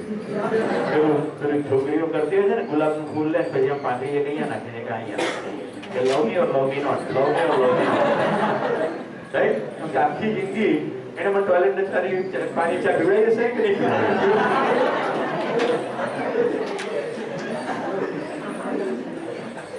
શું લાગે તમને? હું હવે નવો પ્રસ્તાવ મૂકું છું. સંસારના એક પણ માણસને શાસન સ્વીકાર્ય નથી. જોઈ લો તમારી અંદર, સંસારના એક પણ માણસને શાસન સ્વીકાર્ય નથી. કોઈ કોઈને દબડાવે, બીજાને કોઈને મંજૂર નથી. આ રૂમમાં કોઈને શાસન સ્વીકાર્ય છે કે તમને કોઈ હાકે? મિત્રો, પશુમાં ને આપણામાં ફરક છે. પશુને રોટલી આમ ફેંકીને નાખો, જોયા વગર નાખો, એ ખાઈ જ લેશે. આપણને તો રોટલી પણ જોઈએ અને સન્માનપૂર્વક રોટી જોઈએ. સોરી, પ્રત્યેક માણસને રોટી જોઈએ શરીર ચલાવવા, પણ સન્માન પણ જોઈએ. એટલે માણસને હાંકી શકાય નહીં, પશુને હાંકી શકાય. આપણા પશુમાં ફરક શું? ગાય હીટ હીટ હીટ કરે એટલે બધી ગાયો, એક ભરવાડ હોય ને તો 150-200 ગાયો ભેંસો ઘેટાઓને હાંકે. હાંકે કે ના હાંકે? જોતા જશો રોડ ઉપર, માણસને હાંકી શકાય, એકને ના હાંકી શકાય. 200-500 ની વાત એક બાજુ રહી. તમને એમ થાય કે એવા તો સંસારમાં બધા કરનારા કમાન્ડ કરતા હોય છે. ધ્યાન રાખજો, તમે નથી હાંકી રહ્યા. કે જે માણસ હંકાઈ રહ્યો છે એને પૈસાની ગરજ છે, અને પૈસાનો પાવર તમારા હાથમાં છે. એનું મોટિવેશન તમે નથી, પૈસા છે. પગાર મળે છે કે બોસની વાત માને, એટલે જે બોસ ના હોય એ દિવસે લાલી હોય, બોસ ના હોય એ દિવસે લાલી હોય. ઓફિસની અંદર થતી તમામ પ્રકારની ગેરરીતિઓ, ગોટાળાઓ, ચોરીઓ, એનું મુખ્ય કારણ આ છે. કોઈને કોઈનું શાસન સ્વીકાર્ય નથી. માણસને શાસિત કરી શકાય નહીં. ઓકે, પશુને શાસન સ્વીકાર છે. कुछ एक पशु शासन स्वीकार कर लेते हैं. डॉल्फिन की फिल्म बतावीશું તમને પછી. ડોલ્ફિન, કૂતરા આ બધાને ટ્રેન કરાવવામાં આવે છે. કઈ રીતે? કોઈ ભોજન આપે તો જ, જો પેલો અમુક કામ કરે તો. શોક આપે ઇલેક્ટ્રિકના કરંટ. એકદમ ક્રૂરતાપૂર્વક પશુઓ સાથે વ્યવહાર થાય, જેની વ્યવહાર ના કહેવાય, કાર્ય કહેવાય. પશુ ધીમે ધીમે ધીમે ધીમે એ લેવલે માનવા લાગે કે જો ખાવું હશે તો આમ કરવું પડશે. માનવાની પ્રવૃત્તિ થાય, કારણ કે પશુઓમાં જાણવાની પ્રવૃત્તિ થતી નથી. આપણને શો જોવાની બહુ મજા આવે, કારણ કે એવું એવા કર્તવ્યો પશુઓ કરે, પણ એ પશુઓ અત્યંત ક્રૂરતામાંથી પસાર થાય, અત્યંત ભૂખમરામાંથી પસાર થાય, પછી એવું કરે. સર્કસની અંદર એક રિંગ માસ્ટર એક સામટા 6-7 સિંહોને આમાં સોટીની મદદથી કંટ્રોલ કરતો હોય. ત્યારે એક સિંહની તાકાત એવા બધા 50 રિંગ માસ્ટર પાડી દેવાની છે. પણ કેમ? એ સોટી જે છે એને છેડે ઇલેક્ટ્રિકનો કરંટ આપવામાં આવ્યો હોય. એ વખતે ના હોય, એ વખતે શોમાં તો સાદી જ સોટી, પણ જ્યારે ટ્રેનિંગ ચાલતી હોય ત્યારે એ જ સોટીની અંદર ઇલેક્ટ્રિકનો કરંટ હોય. એટલે બિલકુલ સોટી બતાડતાની સાથે એને પેલું યાદ આવી જાય કે આમ કહીશ નહીં તો ઝાટકો લાગશે. व्यवस्था कोई भी मानो को किसी और का शासन स्वीकार्य नहीं, राइट? व्यवस्था स्वीकृत है. હવે જો શાસનમાં ચાણક્ય નીતિ એમ કે છે સામ દામ દંડ ભેદ. શાસન કરવા માટે સામ પટાવવું, દામ પૈસા આપીને પટાવવું, દંડ શિક્ષાનો ભય આપીને પટાવવું, ભેદ આટલું કર નહીં તો તારી વાત બધાને કહી દઈશ, રાઈટ? અહીંયા આવું કરે છે, ઘરે આવ્યા ઘરવાળી બધી વાત કરનાર. આ 4 રીતે બીજાની પર શાસન કરે બધા. વ્યવસ્થાની અંદર વિશ્વાસ, આ બધા ભેગા થઈને ફેંકે છે આકાશમાં, તો એ જનાર સ્વીકારે છે કેમ? એને વિશ્વાસ છે કે હું પાછી નીચે આવીશ ત્યારે મને ઝીલી લે. શાસનમાં હુકમ, વ્યવસ્થામાં સ્વયંસ્ફૂર્ત પોતાની અંદર કેવું કે બધા ભેગા મળીને નિર્ણય લે. શાસનમાં વર્તન તો નિયંત્રિત કરી શકાય પણ માન્યતા બદલી શકાય નહીં. વ્યવસ્થાની અંદર પોતાની માન્યતાઓથી જ નિયંત્રિત થાય. અને માન્યતાઓ ક્યાંથી આવે? પોતાની જાણમાંથી આવે, સમજણમાંથી આવે. તમે ગમે એટલી કોશિશ કરી લાગો, હું એક પણ પાંદડું તમારી મરજી પ્રમાણે તોડીશ નહીં. અંદર ખબર પડી ગઈ પાંદડું તોડાય, શરીરના સ્વાસ્થ્ય માટે મારે 5 તુલસીના પત્તા જોઈએ છે તો હું 5 તુલસીના પત્તા ખાઈશ, પણ કારણ વગર હું તોડીશ નહીં. બધા છોકરીઓ ધ્યાન રાખજો, ભવિષ્યમાં કદાચ પ્રેમમાં પડો કે ઉઠો ભ્રમમાં, તો મહેરબાની કરીને લો ગાર્ડનમાં જઈને આમ ઘાસ બેઠા તોડતા નહીં. બાપા નહીં માનતા, બા નહીં માનતી, સાહેબ નહીં માનતો, બધા ફેમિલીઓનો આ પ્રોબ્લેમ છે. એ લોકો જે લોનમાં બેઠા હોય ને લોનની તો પથારી થઈ ગઈ, ખરું નહીં? કારણ વગર આમ જતા ને પોતાનું ટેન્શન કાઢવું, ઉપર લીમડાની ડાળી ઝૂકી નાખી નાખતું છે. પણ તમારા બાપા નથી માનતા, એમાં લીમડાનો શું વાંક છે? કેટલાને આવું ખબર છે કે આવું થતું હોય?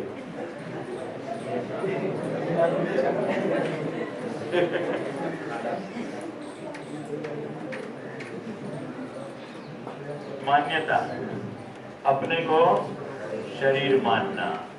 હું ધ્યાનવીને શરીર માનું એટલે હું એને કમાન્ડ કરું. હું કિશનને શરીર માનું એટલે કમાન્ડ કરું, કારણ કે હું પોતાને પશુ માનું. પશુ તો આંકી શકાય, એટલે હું બીજાને આંકવાની ચેષ્ટા કરું. તો મિત્રો, કરવાનું શું છે? જીવ ચેતનામાંથી માનવ ચેતનામાં રૂપાંતરણ. જ્યાં સુધી આપણે પોતાને પશુ માનીએ, શરીર માનીએ, ત્યાં સુધી વ્યવસ્થા શક્ય નથી.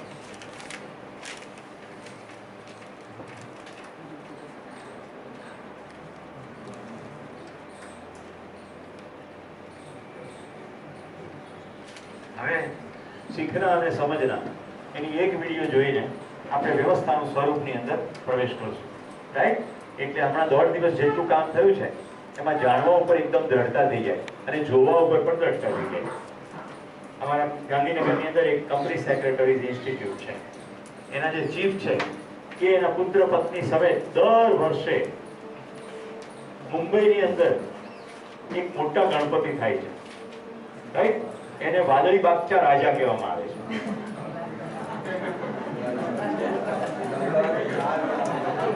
તરત તમારી અંદરનો અહમ કે છે હોતું હશે લાલ બાગચા રાજા, જાણે હું એમાં લૂંટી ગયું, કદાચ કઈ ફરક પડ્યો તો જોઈ લો लाल बागचा राजा. गणरायाचं आगमन झालेलं आहे. गणपती बाप्पाच्या भक्तीत सगळा देश तल्लीन झालाय. बाप्पाच्या दर्शनासाठी भाविक तासन तास रांगेत उभे राहत आहेत. मात्र हेच भाविक आपल्या देवाजवळ पोहोचल्यावर त्यांना नेमकी कशी वागणूक दिली जाते या दृश्यांमध्ये बघा. मुंबईतला प्रसिद्ध नवसाला पावणारा अशी ख्याती असणाऱ्या लालबागच्या राजाच्या दरबारातली ही दृश्य आहे. मंडळाचे कार्यकर्ते भाविकांसोबत गैरवर्तन करत असल्याचं दिसून आलंय. बघा, पहिला मंडळाचा कार्यकर्ता वागतोय. व्यवस्था ठेवताना त्यांना ना वयाचं भान झालेलं दिसतंय, ना महिलांप्रती कुठली काळजी दिसते. तास भाविक बाप्पाच्या दर्शनाला रांगेत उभे राहतात. मात्र प्रत्यक्षात दर्शनाची वेळ आल्यानंतर સમજણ પડે છે કહો મને. હવે સીધી મારે તમારી સમજણની વાત સાંભળવી. આટલું જોયા પછી તમને શું અંદર સમજાય છે કેજો બેન?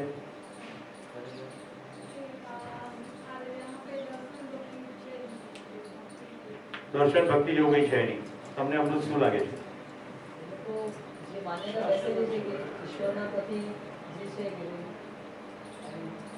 હા પગે લાગવાનું પણ એ જે રીતે કરે છે એ લોકોની સાથે જે વર્તન કરે છે તો પણ રિએક્ટ નથી કરતા કોઈ કે ભક્તિમાં. ત્રણ વસ્તુથી માણસ પ્રેરાઈને ચાલે જાય છે: ભય, પ્રલોભન, આસ્થા. હમણાં આટલું કરો નહીં તો પછી નર્ક મળશે. ભય. હમણાં આટલું કરો જેથી ચોક્કસપણે સ્વર્ગની 35 નંબરની રૂમ આપણા માટે રિઝર્વ થઈ જાય. પ્રલોભન. અને ત્રીજું, કોઈ ખબર નહીં પડતી નર્ક કે સ્વર્ગની, પણ કોકે કીધું કરવું પડે. આસ્થા. મુંબઈ ગયા લાલ બાદશાહ દર્શન ના કર્યા તો નિષ્ફળ ગયા જીવન. જરાય એવું ના માનતો આ સભાને, મને બિલકુલ ખબર છે. આ બતાવ્યા પછી પણ ઘણાનો જે આ એજન્ડા હશે તો ફિક્સ જ રહે, કારણ કે એ માન્યતાની અંદર દ્રઢ ઘૂસી ગયેલા છે. હવે મને ખાલી એટલું કહેજો, પેલો જે બાઉન્સર જે વ્યવહાર કરે છે, શું તમને મંજૂર છે તમારી પત્ની સાથે કે દીકરી સાથે કે બહેન સાથે આવું થાય? મંજૂર છે? તમને સ્વીકૃત છે? કોઈને શાસન સ્વીકૃત નથી, બધાને વ્યવસ્થા જ સ્વીકૃત છે. મારે ગણપતિના દર્શન કરવા છે તો મારી મોજ પ્રમાણે હું કહું એ જ મને સ્વીકૃત છે. કોઈ મને પરાણે દર્શન કરાવડાવે કે ઈચ્છે એમ કરાવે મને સ્વીકૃત નથી. સંસારના 750 કરોડમાંથી કોઈને શાસન સ્વીકૃત નથી. આવું જ જ્યાં ધ્યાન જવું જોઈએ. હજી બી શિબિર બરાબર ચાલી રહ્યું છે? જોરદાર. પ્રીતિબેન, કાકા, કારણ કે આમાં કેટલાય કન્સેપ્ટ એવા છે, મારા સિવાય ઘણા પ્રબોધકો આ બધી વસ્તુને સ્પષ્ટ નથી કરતા. કારણ કે મોટું ભયસ્થાન એવું હોય છે કે કોઈક ને કોઈક પોતાની એવી બધી માન્યતાઓ લઈને આવે છે, એમને શિબિર વિશે કટુતા થઈ જાય. પણ પહેલા દિવસની અંદર જ તમારા ચહેરાઓ જોતા મને એમ લાગ્યું કે બરાબર સ્કૂલ ચાલી રહી છે, છતાંય હું વચ્ચે ઇન્ટરવ્યુ કરું છું. આવું એકવાર જોયા પછી જે માણસ જાણી ગયો હશે કે ત્યાં જશે પણ માનતો હશે તે હશે, એને એવું થયું હશે એના કરમ ફૂટલા. આપણને તો કોઈ ધક્કા ના મારે, આપણી જોડે થતું હશે એવું.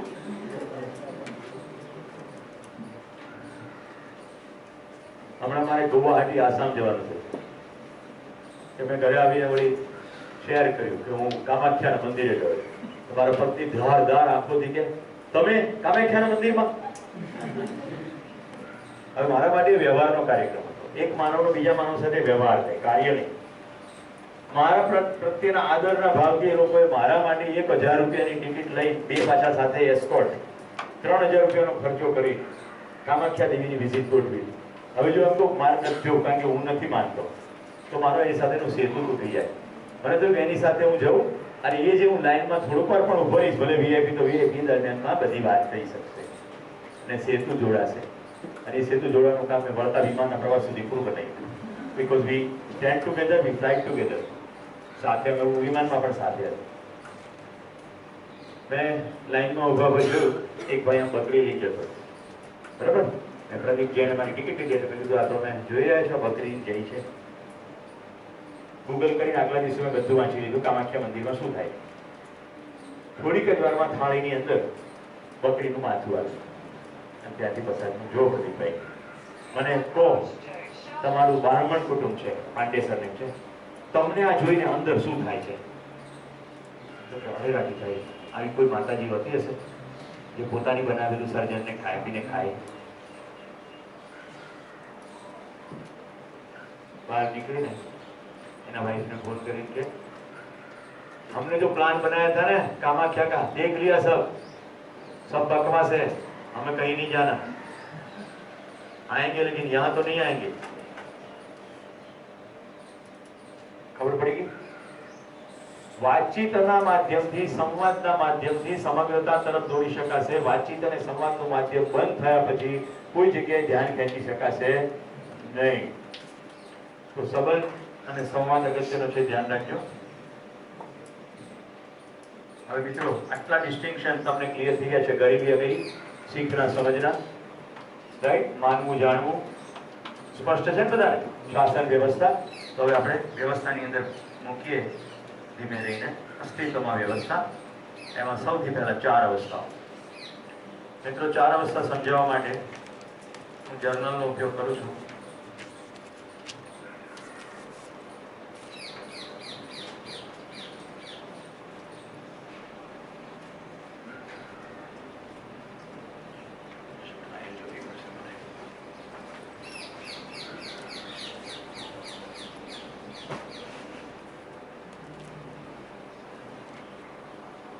હવે બોર્ડ ઠીક છે? આપણી આજુબાજુ જે કંઈ છે એની હવે વાત શરૂ થાય છે. ઓકે, મને કહો શું શું છે? ચલો હેતલબેન, આપણી આજુબાજુ શું શું છે? એક વસ્તુનો જવાબ આપો. માણસો, એક તો માણસો છે, પશુ પક્ષીઓ છે. પ્રકૃતિ શબ્દ ના બોલશો, સીધે સીધું કો શું છે, કારણ કે આપણે પણ પ્રકૃતિનો ભાગ છીએ. બોલો રીનાબેન, આપણી આજુબાજુ પશુ પક્ષીઓ છે, માણસો છે, બીજું શું છે? બોલો વિનોદ કુમાર. વૃક્ષો છે. વૃક્ષો છે, વૃક્ષો છે, વૃક્ષો છે.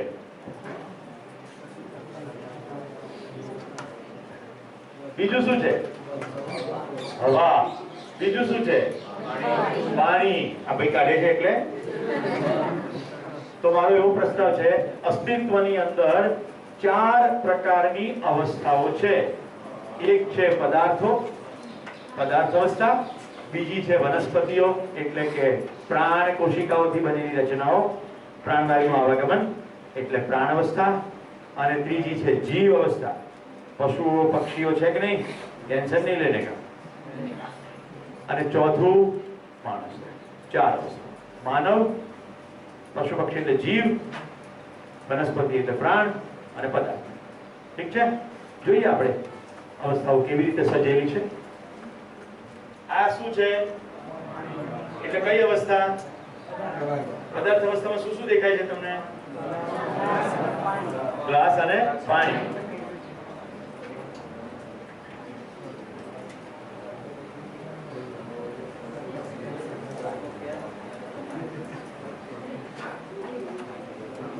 વંચાય છે પાછળ?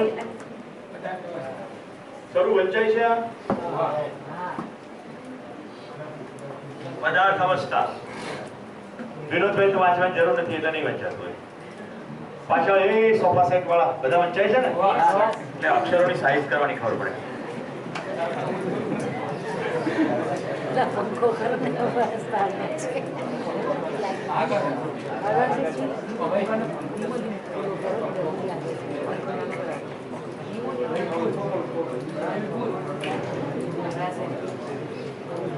છે આટલું? બધા કોપી ના મારો, સમજવું જરૂરી છે. ઓકે, આ હું જે દોરું છું ને આ બધું સરસ મજાના ચાર્ટ રૂપે પણ ઉપલબ્ધ છે. તો હું દોરવાની પ્રક્રિયા કરી છે, તમારી યાત્રા મારી સાથે સાથે ચાલે. આખો સરસ ચાર્ટ બતાવીશ તો આખું ચિત્ર અંદર જતું રહેશે ને પૂછવા. પદાર્થ અવસ્થા. ચાલો મિત્રો, પદાર્થ અવસ્થામાં શું શું આવે કહો. હું એક પદાર્થ પીવું ત્યાં સુધી કહો. શું શું આવે પદાર્થોમાં? ઉભો થઈ બોલ, તાકાતથી બોલ. જવાબ ના આપવો હોય એટલે આવું કહી દેવાનું. શું શું આવે?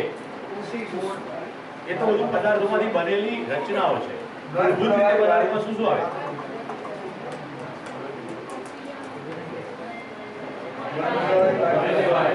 આ બેન કહે છે ઘન પ્રવાહી વાયુ. એ તો જે તે પદાર્થના સ્વરૂપો છે. જેમ કે પાણીને તમે ફ્રીજમાં મૂકો ઘન થઈ જાય, ઉકાળો વરાળ થઈ જાય. પણ પાણી છે ને, પાણી તો પદાર્થોમાં મૂળભૂત રીતે માટી, પાણી, હવા. માટીની અંદર હજી ઊંડાણમાં જાઓ તો ધાતુ, મણી એટલે ડાયમંડ, રોક્સ, ખડકો. આ બેઝિક છે. પછી એની અંદરની રસાયણની બધી રચનાઓ અને એનું પરમ્યુટેશન કોમ્બિનેશનને કારણે વિવિધ મલ્ટિપલ વાયુઓ છે, પ્રવાહીઓ છે, ઘન છે. જેમ કે હાઇડ્રોજન સલ્ફાઇડ H2S વાયુ છે, કાર્બન ડાયોક્સાઇડ વાયુ છે, કાર્બન મોનોક્સાઇડ, મોનો એટલે વન, એ પણ વાયુ છે, ખરાબ, ડેન્જરસ, રાઈટ. O2 વાયુ છે, H2 વાયુ છે. આવું છે. આ વિવિધ પ્રકારના વાયુ પણ બેઝિકલી તો બધા મૂળભૂત તત્વો છે. તો પીરિયોડિક ટેબલ ભણ્યા છે ને? કોષ્ટક કેટલા એલિમેન્ટ્સ ભણ્યા છે? 118. ઓકે, એમાં કેટલાક કહે છે કે ઇનર્ટ છે. ઓકે, શું કહે છે? અક્રિય છે. તો મારું એવું કેવું છે જો અક્રિય છે ખબર કેવી રીતે પડી? ઓકે, અક્રિય છે તો ખબર કેવી રીતે પડી? તો આપણી કેટલીક ધારણાઓ છે, એવું એઝમ્પશન છે કે આ ટેબલમાં આવી રીતે બધું છે એટલે આટલા આટલા અક્રિય, પાછા એના નામે પડે છે ક્રિપ્ટોન, ઝેનોન, આર્ગોન, અને પાછા એને અક્રિય પણ કહીએ છીએ. એનીવે ખ્યાલ આવે છે?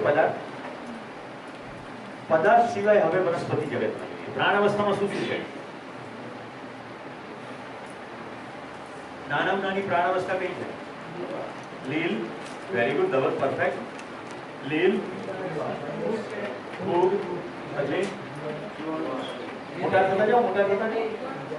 લીલ નાનું છે જેમાં ઓક્સિજન આવાગમન થાય છે એની વાત થઈ. પછી મોટું શું છે બીજું? જીવાણુ વિશે સવારના પોરમાં કેશુભાઈ આ બધા મેથીના ગોટા ખાઈને અહીંયા બેઠા છે. ખાધા કે નહીં? તો મેથી નથી દેખાતી? મેથીની ભાજી, તાંદોજાની ભાજી, પાલકની ભાજી. હજી થોડું મોટું કરો. વેંગણ અથવા તો રીંગણ બટાકાનું શાક. રીંગણ, ફુલાવર, આને વધારે ભાવતું લાગે છે. ફુલાવર, કોબી, બધા શાક બોલજો પણ મહેરબાની કરીને ટીંડોળાનું શાક ના બોલશો. દૂધીનો તો હલવો થશે પણ ટીંડોળાનું તો કંઈ નહીં થાય.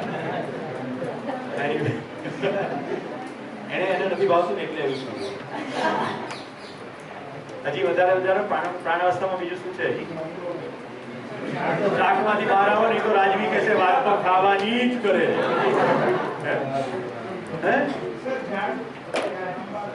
હા, હવે ફળો લઈએ થોડા. સફરજન, કેરી, ચીકુ, આમળા, દાડમ, તરબૂચ. હજી એનાથી મોટી પ્રાણાવસ્થા આ બધા છોડને ચૂપ થયા. ઝાડ છે કે નહીં? વડ, કેપર, આંબો, લીમડો, ચીકુડી. ચીકુડી હો, ખરેખર ત્યાં લીંક નથી. ચીકુડી, જામફળી, આ બધા સ્ત્રીલિંગ. લીમડો બી હોય ને લીમડી બી હોય. અમારે એક મિત્રે પોપૈયા વાયા. એટલે પોપૈયાની અંદર ફ્રૂટ તો જ આવે, નર પોપૈયું, માદા પોપૈયું. તો બધું પોપૈયો તો પોપૈયી એમ નહીં કહેવાનું. પછી આગળ વધો. હજી મોટી પ્રાણાવસ્થા. મોટા મોટા ઝાડ લઈ લીધા, રાઈટ? આની સિવાય બીજી કઈ પ્રાણાવસ્થા હોય? પ્રાણાવસ્થા સમજાવી દઉં. પ્રાણાવસ્થા સમજાવો કે પ્રાણાવસ્થાના એકમો પર ધ્યાન નહીં જાય. પદાર્થાવસ્થાના મૂળભૂત તત્વો ભેગા થયા એટલે જુદા જુદા પ્રકારના રાસાયણિક સંયોજનો બને. હાઇડ્રોજન ગેસ, ઓક્સિજન ગેસ, આ બંને ભેગા થઈને શું બને? અંકિત ને હાર્દિક, વિશાલ, શું બને? H2 અને O2 બે ગેસ ભેગા થાય. પાણી પ્રવાહી બન્યું. H2 અને O2 ભેગા થઈને પાણી પ્રવાહી બન્યું. હવે સલ્ફર મળી જાય. HO અને S, H2SO4 બને કે ના બને? જુદું રસાયણ બન્યું. આમ કરતા કરતા CHO ના મલ્ટિપલ કોમ્બિનેશનો બન્યા. બેન્ઝીન બન્યા છો કેમિસ્ટ્રીમાં. ઓકે મિત્રો, આ બધા વિવિધ પ્રકારના રાસાયણિક સંયોજનોમાં ઉત્ક્રાંતિના ભાગરૂપે એક દિવસની એવી ઘટના ઘટી કે ઓક્સિજન બહાર નીકળ્યો અને પાછો પણ આવ્યો. બહાર નીકળતી વખતે કાર્બન સાથે જોડાઈ ગયો, CO2 થઈ બહાર નીકળી ગયો અને બીજા કોઈ પણ વાયુ સાથે સંયોજન પાછો અંદર આવી. આ રાસાયણિક સંયોજનમાંથી બનેલી રચનાનું નામ છે પ્રાણ કોશિકા. પ્રાણ કોશિકામાં જે આવન જાવન કરે છે એ વાયુને આપણે પ્રાણવાયુ કીધો, એટલે કોશિકાનું નામ પ્રાણ કોશિકા કીધું. પ્રાણ કોશિકા મૂળભૂત રીતે તો પદાર્થ અવસ્થામાંથી જ બનેલી રચના છે. ખાલી વર્તણૂક અનિશ્ચિત છે, અરે જુદી છે. પદાર્થ અવસ્થાની વર્તણૂક કેવી છે? હોના और रहना. પદાર્થ અવસ્થામાં હોના એટલે છે અને નિરંતર છે. પૃથ્વી પરથી એક પણ પદાર્થને હટાવી શકાતો નથી. તમે એક પણ પદાર્થને નાશ કરી શકતા નથી. તમે પાણીને ગરમ કરો દ્વારા થઈ જાય, રાઈટ? લોખંડની ખીલીની સાથે બધો વહીવટ કરો, કટાઈ જાય, પણ બધું રહેતો ખરું. અહીંથી કશું બહાર જતું નથી. આપણે ખુરશી મંગળના ગ્રહ પરથી લાયા ભાઈ, અહીંયા જ ને. તો રસાયણોની મદદથી આપણે બંને શોધી કાઢ્યું મોલિક્યુલ કે જે આવી રીતે મોલ્ડ કરી શકાય ગરમ કરી. ધ્યાન જાય છે?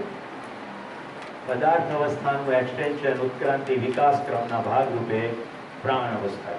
પ્રાણ અવસ્થામાં ઓક્સિજનની આવાગમન. હવે તમે આલ્ગી ને ફૂગથી લઈને ઠેઠ વડના ઝાડ સુધીની પ્રાણ કોશિકાઓ બતાવી, પણ બીજી કેટલીક પ્રાણ કોશિકાઓ પર તમારું ધ્યાન ગયું નથી, જેમાં માત્ર ઓક્સિજનનું આવાગમન થાય છે. મચ્છર,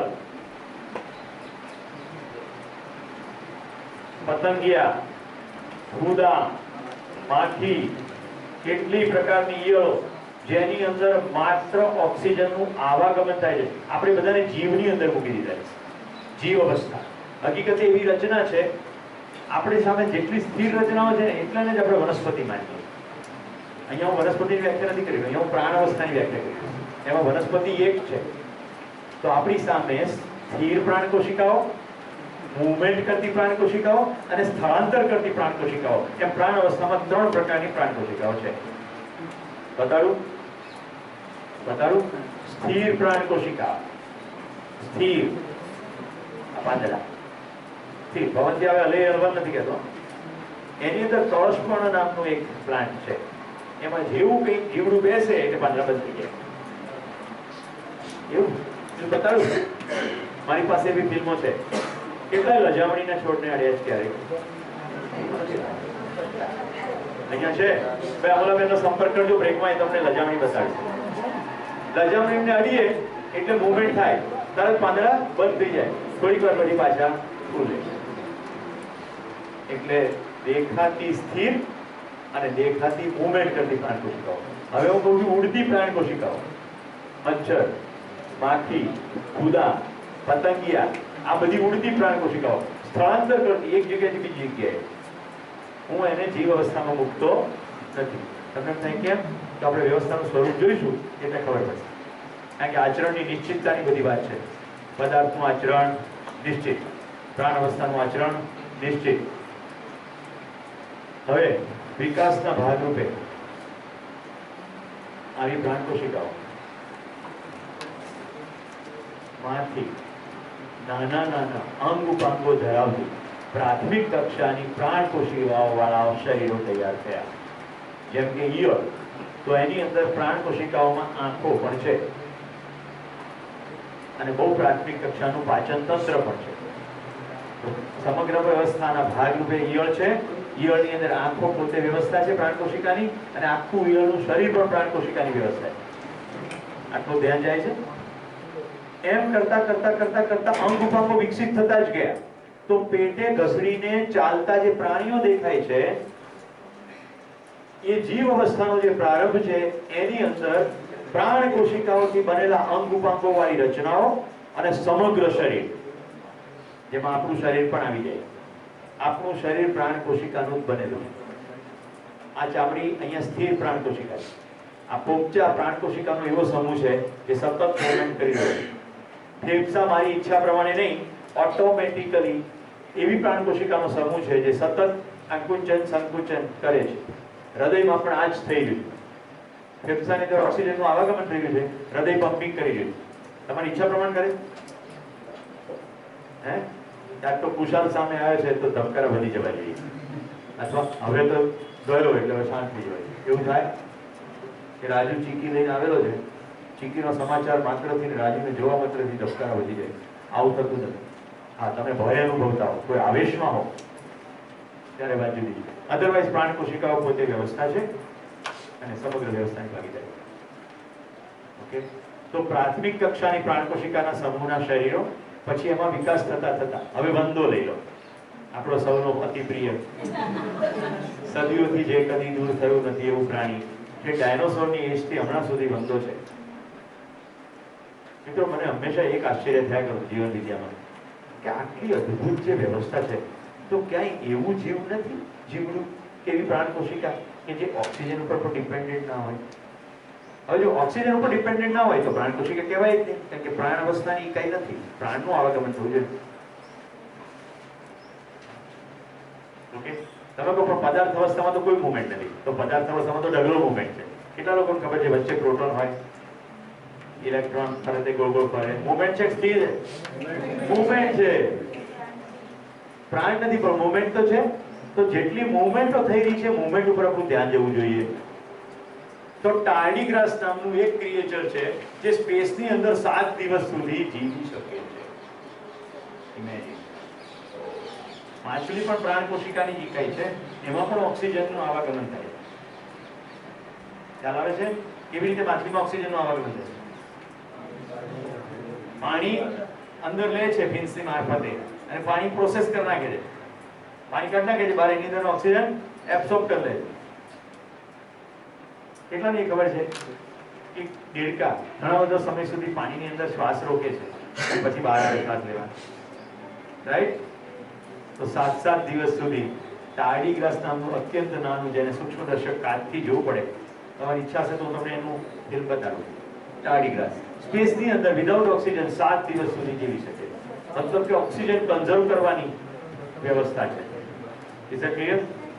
હવે આવીએ છીએ જીવ અવસ્થામાં. કિડની, લીવર, ફેફસા વગેરે પ્રાણ કોશિકાઓના અંગ ઉપાંગો અને સંપૂર્ણ વિકસિત શરીર. પેટે ઘસરતા, દોડતા, ભાગતા, ઉડતા, કૂદતા વિવિધ પ્રકારના જીવ શરીરો. બરાબર? એની અંદર પણ વિકાસક્રમ. કેવો વિકાસ? સાવ સામાન્ય મસ્તિષ્ક, કદાચ અમોલાબેન કહેશે રેપ્ટેલિયન બ્રેન, હજી વિકાસ થતા થતા નિયો રેપ્ટેલિયન બ્રેન, પછી હજી વિકાસ થતા થતા મમેલિયન બ્રેન. એવો બ્રેનનો વિકાસ મગરને પાળી શકાય નહીં. રેપ્ટેલિયન બ્રેન મગરને ના પાળી શકાય, ઉંદરડો પાળી શકાય, ખાસ પ્રકારના ગિનીપિગ પાળતા પણ હોય. તો જીવ અવસ્થા હું એને કહું છું જે શરીરોને માનવીય સંકેતો ગ્રહણ કરતા આવડે છે, જેને પાળી શકાય અને તાલીમ આપી શકાય એવા શરીરો જે ચલાવે છે તે જીવ અવસ્થા. બોલો, કોને કોને પાળી શકાશે? કૂતરો, ગાય, ભેંસ, ઘોડો, બિલાડી, ભૂંડ.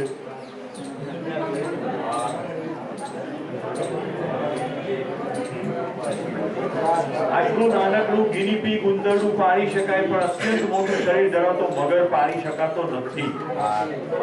સાઈઝ ઇમ્પોર્ટન્ટ નથી, બધા પાળતા નથી, આહારના નિયમો છે.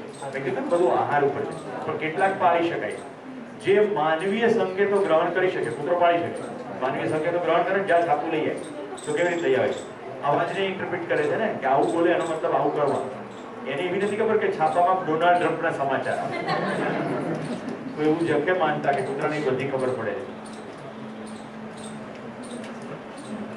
ફરી રિપીટ કરું છું, જીવ અવસ્થા કોને કહું છું?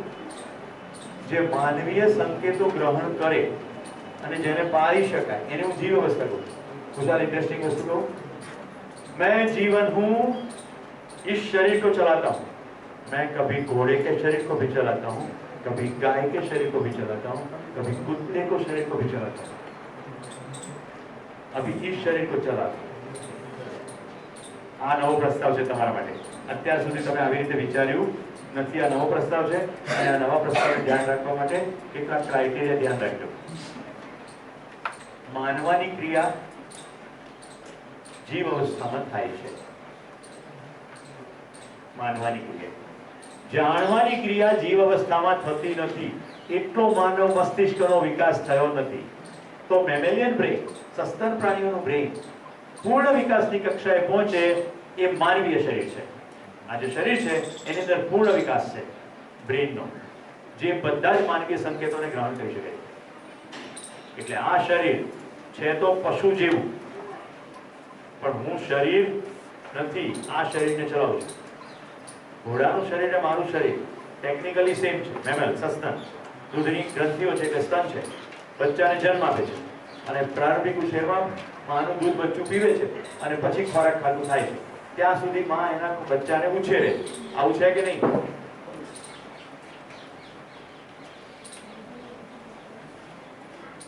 તો આ નવો પ્રસ્તાવ. હું જીવન છું. અત્યારે માનવનું શરીર ચલાવું છું, પણ બીજા પણ બધા શરીરો ચલાવી શકે. તમને ત્યાં બધા પ્રૂફ શું? ધીરે ધીરે, ભલે ભલે. બધી જ વસ્તુ તર્કબદ્ધ મૂકવામાં આવશે, કારણ કે કન્વિન્સ કરવાનો પ્રયત્ન નથી ને, પ્રસ્તાવ છે બધા. તો ચાલો જોઈએ હવે સૌથી પહેલા અહીંયા જે ચાલી રહી છે લીલા. પદાર્થ અવસ્થાની અંદર અણુ પરમાણુઓની જે રચના છે એમાંથી પછી પ્રાણ અવસ્થાની રચના બની, એ આપણે જોયું. અને પછી વિકાસના ભાગરૂપે જીવ અવસ્થા, અને ટેકનિકલી જીવ અવસ્થાના શરીરો સમાપ્ત થઈ જાય એટલે મૂળભૂત પ્રતિ પદાર્થો. આવું ચક્ર સતત ચાલ્યા કરે છે કે નથી ચાલ્યા કરે? આ જીવ અવસ્થાની અંદર જ શરીરનો વિકાસ એટલે માનવનું શરીર. હવે આ બધી અવસ્થાઓનો ઇન્ટરપ્લે કઈ રીતનો છે જરા જોઈએ. ઇન્ટરપ્લે એટલે આંતર સંબંધ. જોજો, પદાર્થ અવસ્થા પોતાનું દમ લગાવી દે છે જેથી કરીને પ્રાણ અવસ્થા એની ઉપર ટકે. પદાર્થ અવસ્થા પોતાનું બધું સત્વ આપે છે પ્રાણ અવસ્થા. કેવી રીતે? તો ઘઉંનો દાણો જમીનમાં નાખ્યો, માટી, પાણી અને બીજા માઇક્રો એલિમેન્ટ બધા ભેગા થઈને પેલા દાણાની અંદરથી ફણગો ફૂટાડે. ઘઉંનો દાણો પોતે જાતે ફૂટી શકતો નથી. એની અંદર જીનેટિક મેકઅપ છે, એ પ્રાણ અવસ્થાનો એકમ છે, પણ એને જીવ, આમ સામાન્ય ભાષામાં જે કહીએ કે હવે છોડ બન્યો, એ કોને કારણે થાય? પદાર્થ અવસ્થાને કારણે. પદાર્થ અવસ્થા પોતાનું તમામ સત્વ આપે છે. પદાર્થમાં જ પાણી આવેલું છે, રાઈટ? બધા ખેતીવાળાને ખબર હશે, વરાપ કે વરાપ.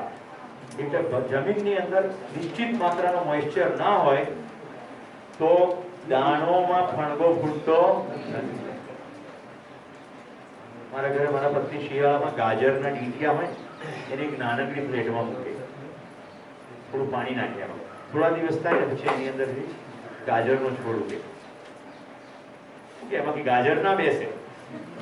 તમે તો મનમાં કલ્પનાના ઘોડા દ્વારા આપણે થોડી પહેલા રસોડામાં ગાજર ઉગતા સરસ દેખાય. પ્રાણ અવસ્થાનો એકમ છે, લીલું સરસ લાગે રસોડા, ત્યાં સુધીમાં એની લાઈફ પૂરી થઈ જાય, પૂરું. પણ કહેવાનું તાત્પર્ય છે પદાર્થ અવસ્થા દમ લગાડે તો પ્રાણ અવસ્થા પનપે. એક સૂત્ર આપું છું જે સતત આપણે બોલતા હોઈએ, જીઓ ઓર જીને દો. એ એવું પ્રકૃતિમાં જોવા મળતું નથી. પ્રકૃતિમાં ઉલટું જોવા મળે છે, જીને દો ઓર જીઓ. પહેલા પદાર્થ પોતાનું દમ લગાડે, પેલાને જીવવા દેવા માંગે.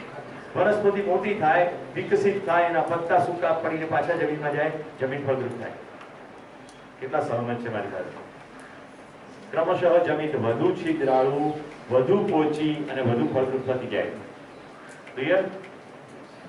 હવે મને કહેજો ભાઈ પ્રાંશુ, વનસ્પતિને જેટલું જોઈએ એટલી માત્રામાં પદાર્થ અવસ્થા ઉપલબ્ધ છે કે એનાથી બહુ વધારે માત્રામાં ઉપલબ્ધ છે? વધારે છે? ખૂબ છે ને? ખૂબ છે. આવશ્યકતાથી અધિક છે. અસ્તિત્વ સમગ્રમાં આવશ્યકતાથી અધિક જ બધું છે. ચલો બીજી અવસ્થા જોઈએ. આપણે પરસ્પરતા જોઈ લીધી. પ્રાણ અવસ્થા રિટર્નની અંદર એને ગિફ્ટ આપે છે. હવે આપણે જોઈએ પ્રાણ અવસ્થા, જીવ અવસ્થા. પ્રાણ અવસ્થા પોતાનું તમામ દમ લગાવી દે, ફળ આપે, ફૂલ આપે, ઓક્સિજન આપે, ત્યારે જીવ અવસ્થા નું શરીર વિકસે. આપણી જીવ અવસ્થાનું શરીર છે એટલે જો કેટલું બધું આપણું ડિપેન્ડન્સી છે. ખાલી કોઈ વનસ્પતિનો કલ્પના કરજો મનોમન. મૂળિયા ખાઈએ, બોલો કયા કયા મૂળિયા ખાઈએ? બટાકા, ગાજર, મૂળની ઉપરની ગંડિકાઓ, મગફળી. એક શિક્ષકોના ઇન્ટરવ્યુની અંદર સાહેબે પ્રશ્ન પૂછ્યો કે તમે મગફળીના ઝાડ પર કદી ચડ્યા છો? તો કે હોવા થોડી મગફળીઓ બાંધી છે. આવા શિક્ષકો આવે તો વિદ્યાર્થીઓનું શું થાય? કે ફેંકવાની ટેવ પડી ગઈ ને, ઇન્ટરવ્યુમાં પાસ થવાનું. એક વાર સાહેબ કદાચ કાઢી મૂકે તો આ ચડ્યા બી છે, તોડીને ખાધી બી છે. ઓકે, મૂળની અંદર થતી ગંડિકાઓ, રાઈટ? ફાઈન. ચાલો પછી બહાર નીકળીએ જમીનની. કેટલા દાંડા ખાઈએ છે? કયા કયા દાંડા ખાઈએ? શેરડી. સાંઠા એકલા શેરડીના જ ખાઈએ છે. ક્યારે જવારના સાંઠા નથી ખાધા? જારના સાંઠા. વાંસનું અથાણું ખાય છે રિદ્ધિબેન. આપણે એમના ઘરે જઈશું, રોટલા લઈને વાંસનું અથાણું આપશે. લીલા લીલા વાંસનું સાપુતારામાં શાક ખાધું છે. શાક થાય અથાણા થાય એટલે આ દાંડા ખાઈએ છીએ. હવે પાંદડા કયા કયા ખાઈએ છીએ?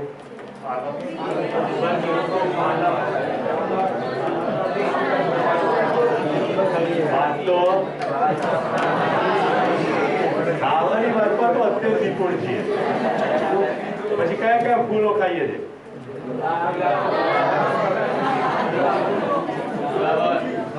કોઈ દાડો ધતુરાના ફૂલો ખાવાનું રાખો ભાઈ.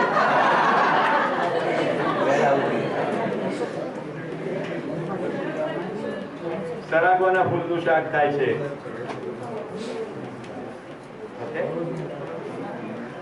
ઓકે, કયા કયા ફળો ખાઈએ? ફળો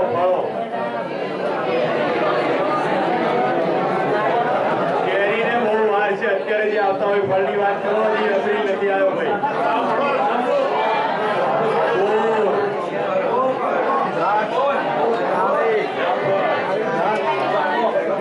શિયાળે સોરઠ બોલો.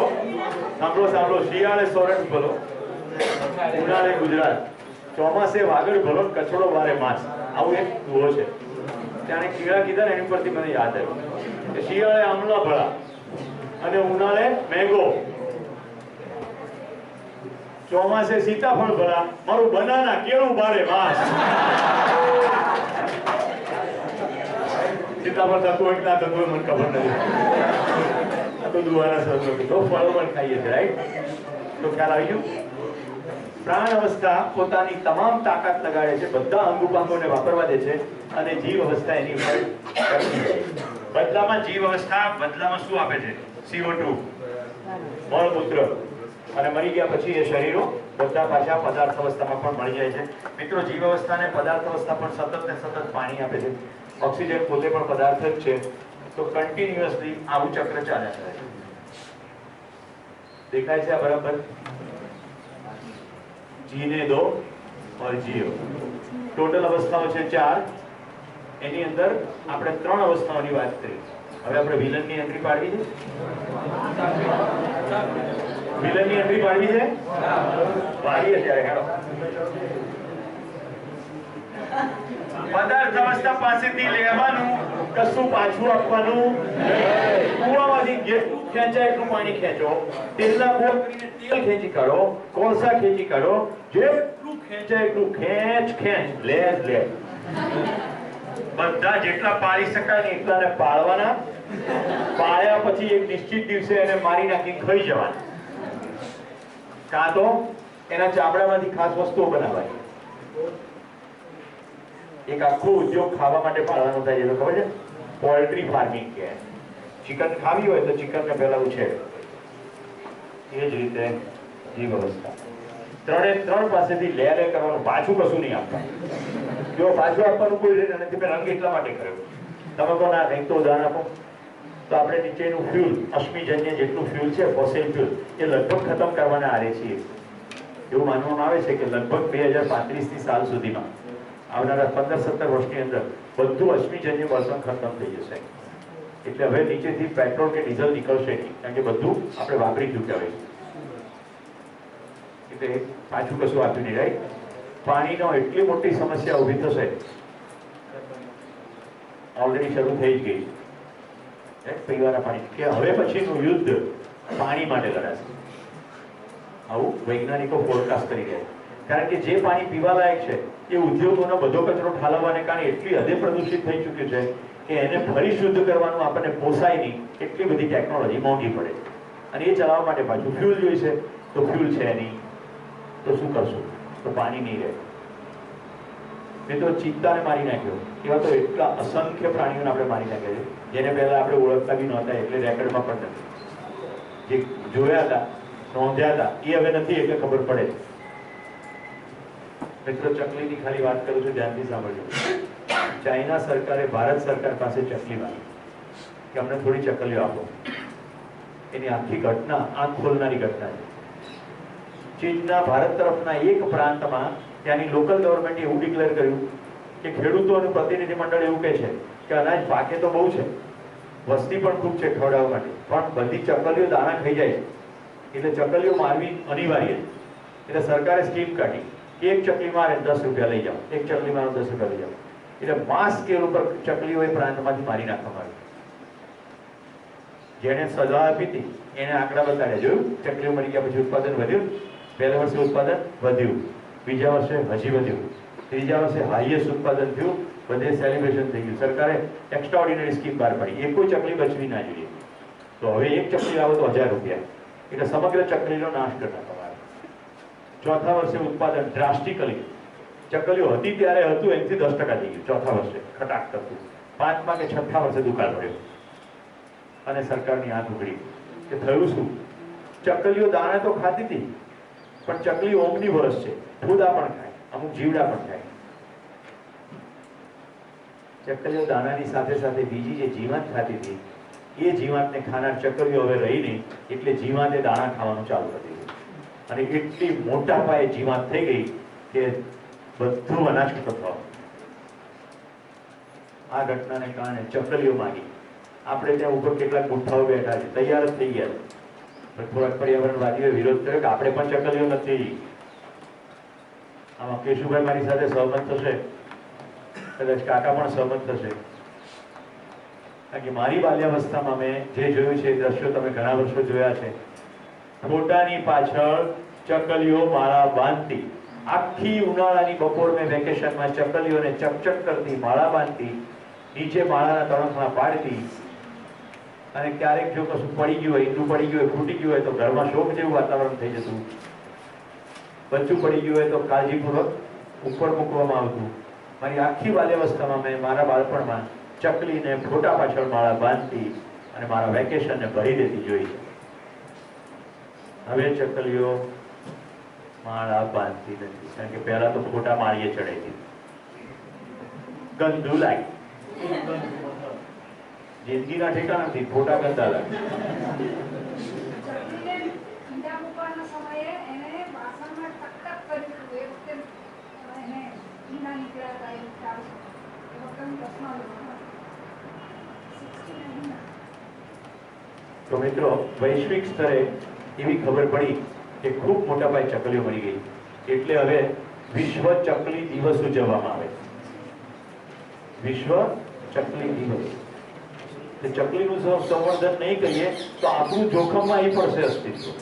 ચકલીઓ જોવી જરૂરી છે. થોડા વખતના અંતરે વિચિત્ર પ્રકારના રોગો આવે છે, એવું તમે જુઓ છો.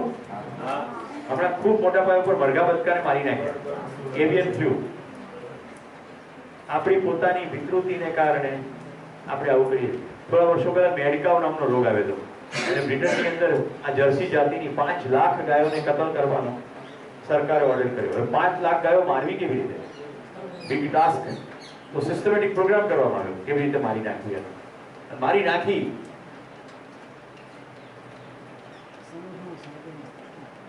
ખ્યાલ આવે છે શું થઈ રહ્યું છે? અચ્છા લગના અચ્છા હોના નહીં હૈ. મિત્રો, ચામડાનો પટ્ટો ખરીદો ત્યારે ધ્યાન રાખો એનો સોર્સ મરેલા પ્રાણીનું ચામડું છે કે એનો સોર્સ પટ્ટો બનાવવા માટે ખાસ મારવામાં આવે છે. પર રૂવાદાર જે કોટ્સ આવે છે ને, એ રૂવાદાર કોટ બનાવવા માટે પ્રાણી જીવતું હોય ત્યારે એની આખી ખાલ ઉતારી નાખવામાં આવે છે. કારણ કે મર્યા પછી એની ખાલ ઉતારીએ તો રૂવા એવા નથી રહેતા જેવા હોવા જોઈએ. હું એન્જિનિયરિંગમાં ભણતો ત્યારે એક સંસ્થાનો સભ્ય થયો હતો, બ્યુટી વિધાઉટ ક્રુઅલ્ટી. એમાં એટલા રિપોર્ટ વાંચી રૂવાડા બેઠા થઈ જાય. આટલી બધી ક્રૂરતા. મારી પાસે એક એવો વિડીયો છે, એ જોયા પછી તમે જમી ના શકો. એટલી હદે ક્રૂરતા ગાયની સાથે કરવામાં આવે છે. ચામડાની કુમાશ, ચામડાની એક ખાસ પ્રકારનું સ્ટ્રક્ચર મેળવવા માટે ગાયને જીવતી હોય ને મારવામાં આવે તો એ મારવાની આખી પ્રક્રિયા અત્યંત પીડાદાયક છે. તરત જ મારી નાખવામાં આવે, અત્યંત તરફડ એવી રીતે મારવામાં આવે. એટલે એની અંદર જે ભય થાય, આપણી અંદર ભય થાય તો રૂવાડા બેઠા થઈ જાય એવો ખ્યાલ છે બધાને. ચામડીની અંદર સ્ટ્રક્ચર બદલાય છે, સાયકોસોમેટિક રિસ્પોન્સ કહે એને. ગાયની સાથે ક્રૂરતા આચરવામાં આવે ત્યારે ગાયમાં પણ એક્ઝેક્ટ આવું થાય, એટલે ચામડીનું સ્ટ્રક્ચર બદલાઈ જાય અને એટલી ક્રૂરતાપૂર્વક એને મારીને ચામડું ઉતારવામાં આવે છે. વાછરડાને જન્મતાની સાથે જ જેવું એના માના પેટમાંથી બહાર આવે એટલે તરત જ ચામડું ઉતારવાનું શરૂ થાય. તો બજારમાંથી જ્યારે પ્રોડક્ટ ખરીદીએ છીએ ત્યારે આપણને બધું સારું લાગે. અચ્છા લગ્ન અચ્છા હોના નહીં, સોર્સ જાણવો પડશે. એટલે સાદગીની જીવનશૈલી એ કોઈ ફિલોસોફી નથી. Small is beautiful. શુમાકર નામના લેખકે પુસ્તક લખ્યું છે, સ્મોલ ઇઝ બ્યુટીફુલ. તમારા ગામમાં નજીકથી ઉપલબ્ધ થતી વસ્તુ તમે લો તો તમને બધી જ ખબર છે શું થઈ ગયું છે. દૂરથી લીધેલી વસ્તુમાં તમને ખબર પડતી નથી. અને જાણે અજાણે આપણે પણ એના ભાગીદાર બની છીએ. તો માનવની એન્ટ્રીને કારણે શું થયું? આ આખી જે વસ્તુ છે ને એમાંથી જે પરિણામ એનું નામ છે ગ્લોબલ વોર્મિંગ. પ્રાણીઓને તો મારી નાખ્યા, વનસ્પતિઓ ખતમ કરી નાખી, ગ્રીન કવર ખલાસ થઈ ગયું, ગ્લાસ હાઉસ ઇફેક્ટ થઈ, ગ્લોબલ વોર્મિંગ થયું. ગઈકાલે ફિલ્મ જોઈ બરાબર? કેટલા લોકોને સ્પષ્ટ ખ્યાલ આવે છે ગ્લોબલ વોર્મિંગનો? Very good. એમાં મિસ્ટર અળગોર પેલો દેડકો બતાડે કે પાણીની અંદર જો દેડકો હોય ને ધીમે ધીમે ગરમ કરે તો દેડકો શેકાઈ જાય, બફાઈ જાય, પણ દેડકાને ખબર પડે નહીં. પણ જો સડનલી પાણી એમ ગરમ પાણીમાં દેડકો નાખવામાં આવે તો એ ઝટકો એની બહાર નીકળી જાય. આ બધું ધીમે ધીમે થાય છે એટલે આપણને ખબર પડતી નથી. મારા મિત્ર વિનોદભાઈ જે દિશાથી આવે છે, ખૂબ મોટા માઉન્ટેનિયર, એમણે એકવાર ટ્રેકમાંથી હિમાલયથી આવે ત્યારે મને ફોટા બતાવ્યા. અસંખ્ય ટ્રક્સ હિમાલયમાંથી પસાર થઈ રહી હતી અને એ વખતે સડનલી હિમપ્રપાત થયો એટલે બધી ટ્રકો દટાઈ ગઈ. હવે જયારે અત્યંત ઠંડી હોય ને ત્યારે તમને બહુ જ ઊંઘ આવે, એવો અનુભવ થાય છે ને. અત્યારે તમે ઠંડી ઓછી થઈ ગઈ છે, પણ એકદમ જયારે ઠંડી હોય ને ત્યારે તમને બહુ ઊંઘ આવે. કુદરતી વ્યવસ્થા. તો ટ્રક ડ્રાઈવરોના જે શરીરો મળ્યા તો બધા ગાઢ નિદ્રામાં હોય. શરીર બગડ્યા નહોતા ઠંડીને કારણે, તો બધા ઊંઘી ગયેલી પોઝમાં હોય, અત્યંત ગાઢ શાંત ચહેરાઓ વાળા બધા ડેડ બોડી મળે. 1 કે 2 વર્ષ પછી એ વસ્તુ જગ્યા ખુલી. હજી પણ મને યાદ છે આખી વાત. ગ્લોબલ વોર્મિંગનું બતાવું છું તમને વિભીષિકા. ઠીક છે મિત્રો, તો હવે આપણે ચાનો વિરામ લઈએ છીએ. 4 ને 5 થઈ છે, 25 મિનિટનો વિરામ. 4:30 ક્લાસ રિઝ્યુમ કરશું. ચાય પે ચર્ચા વિષય શું વિષય રાખશું?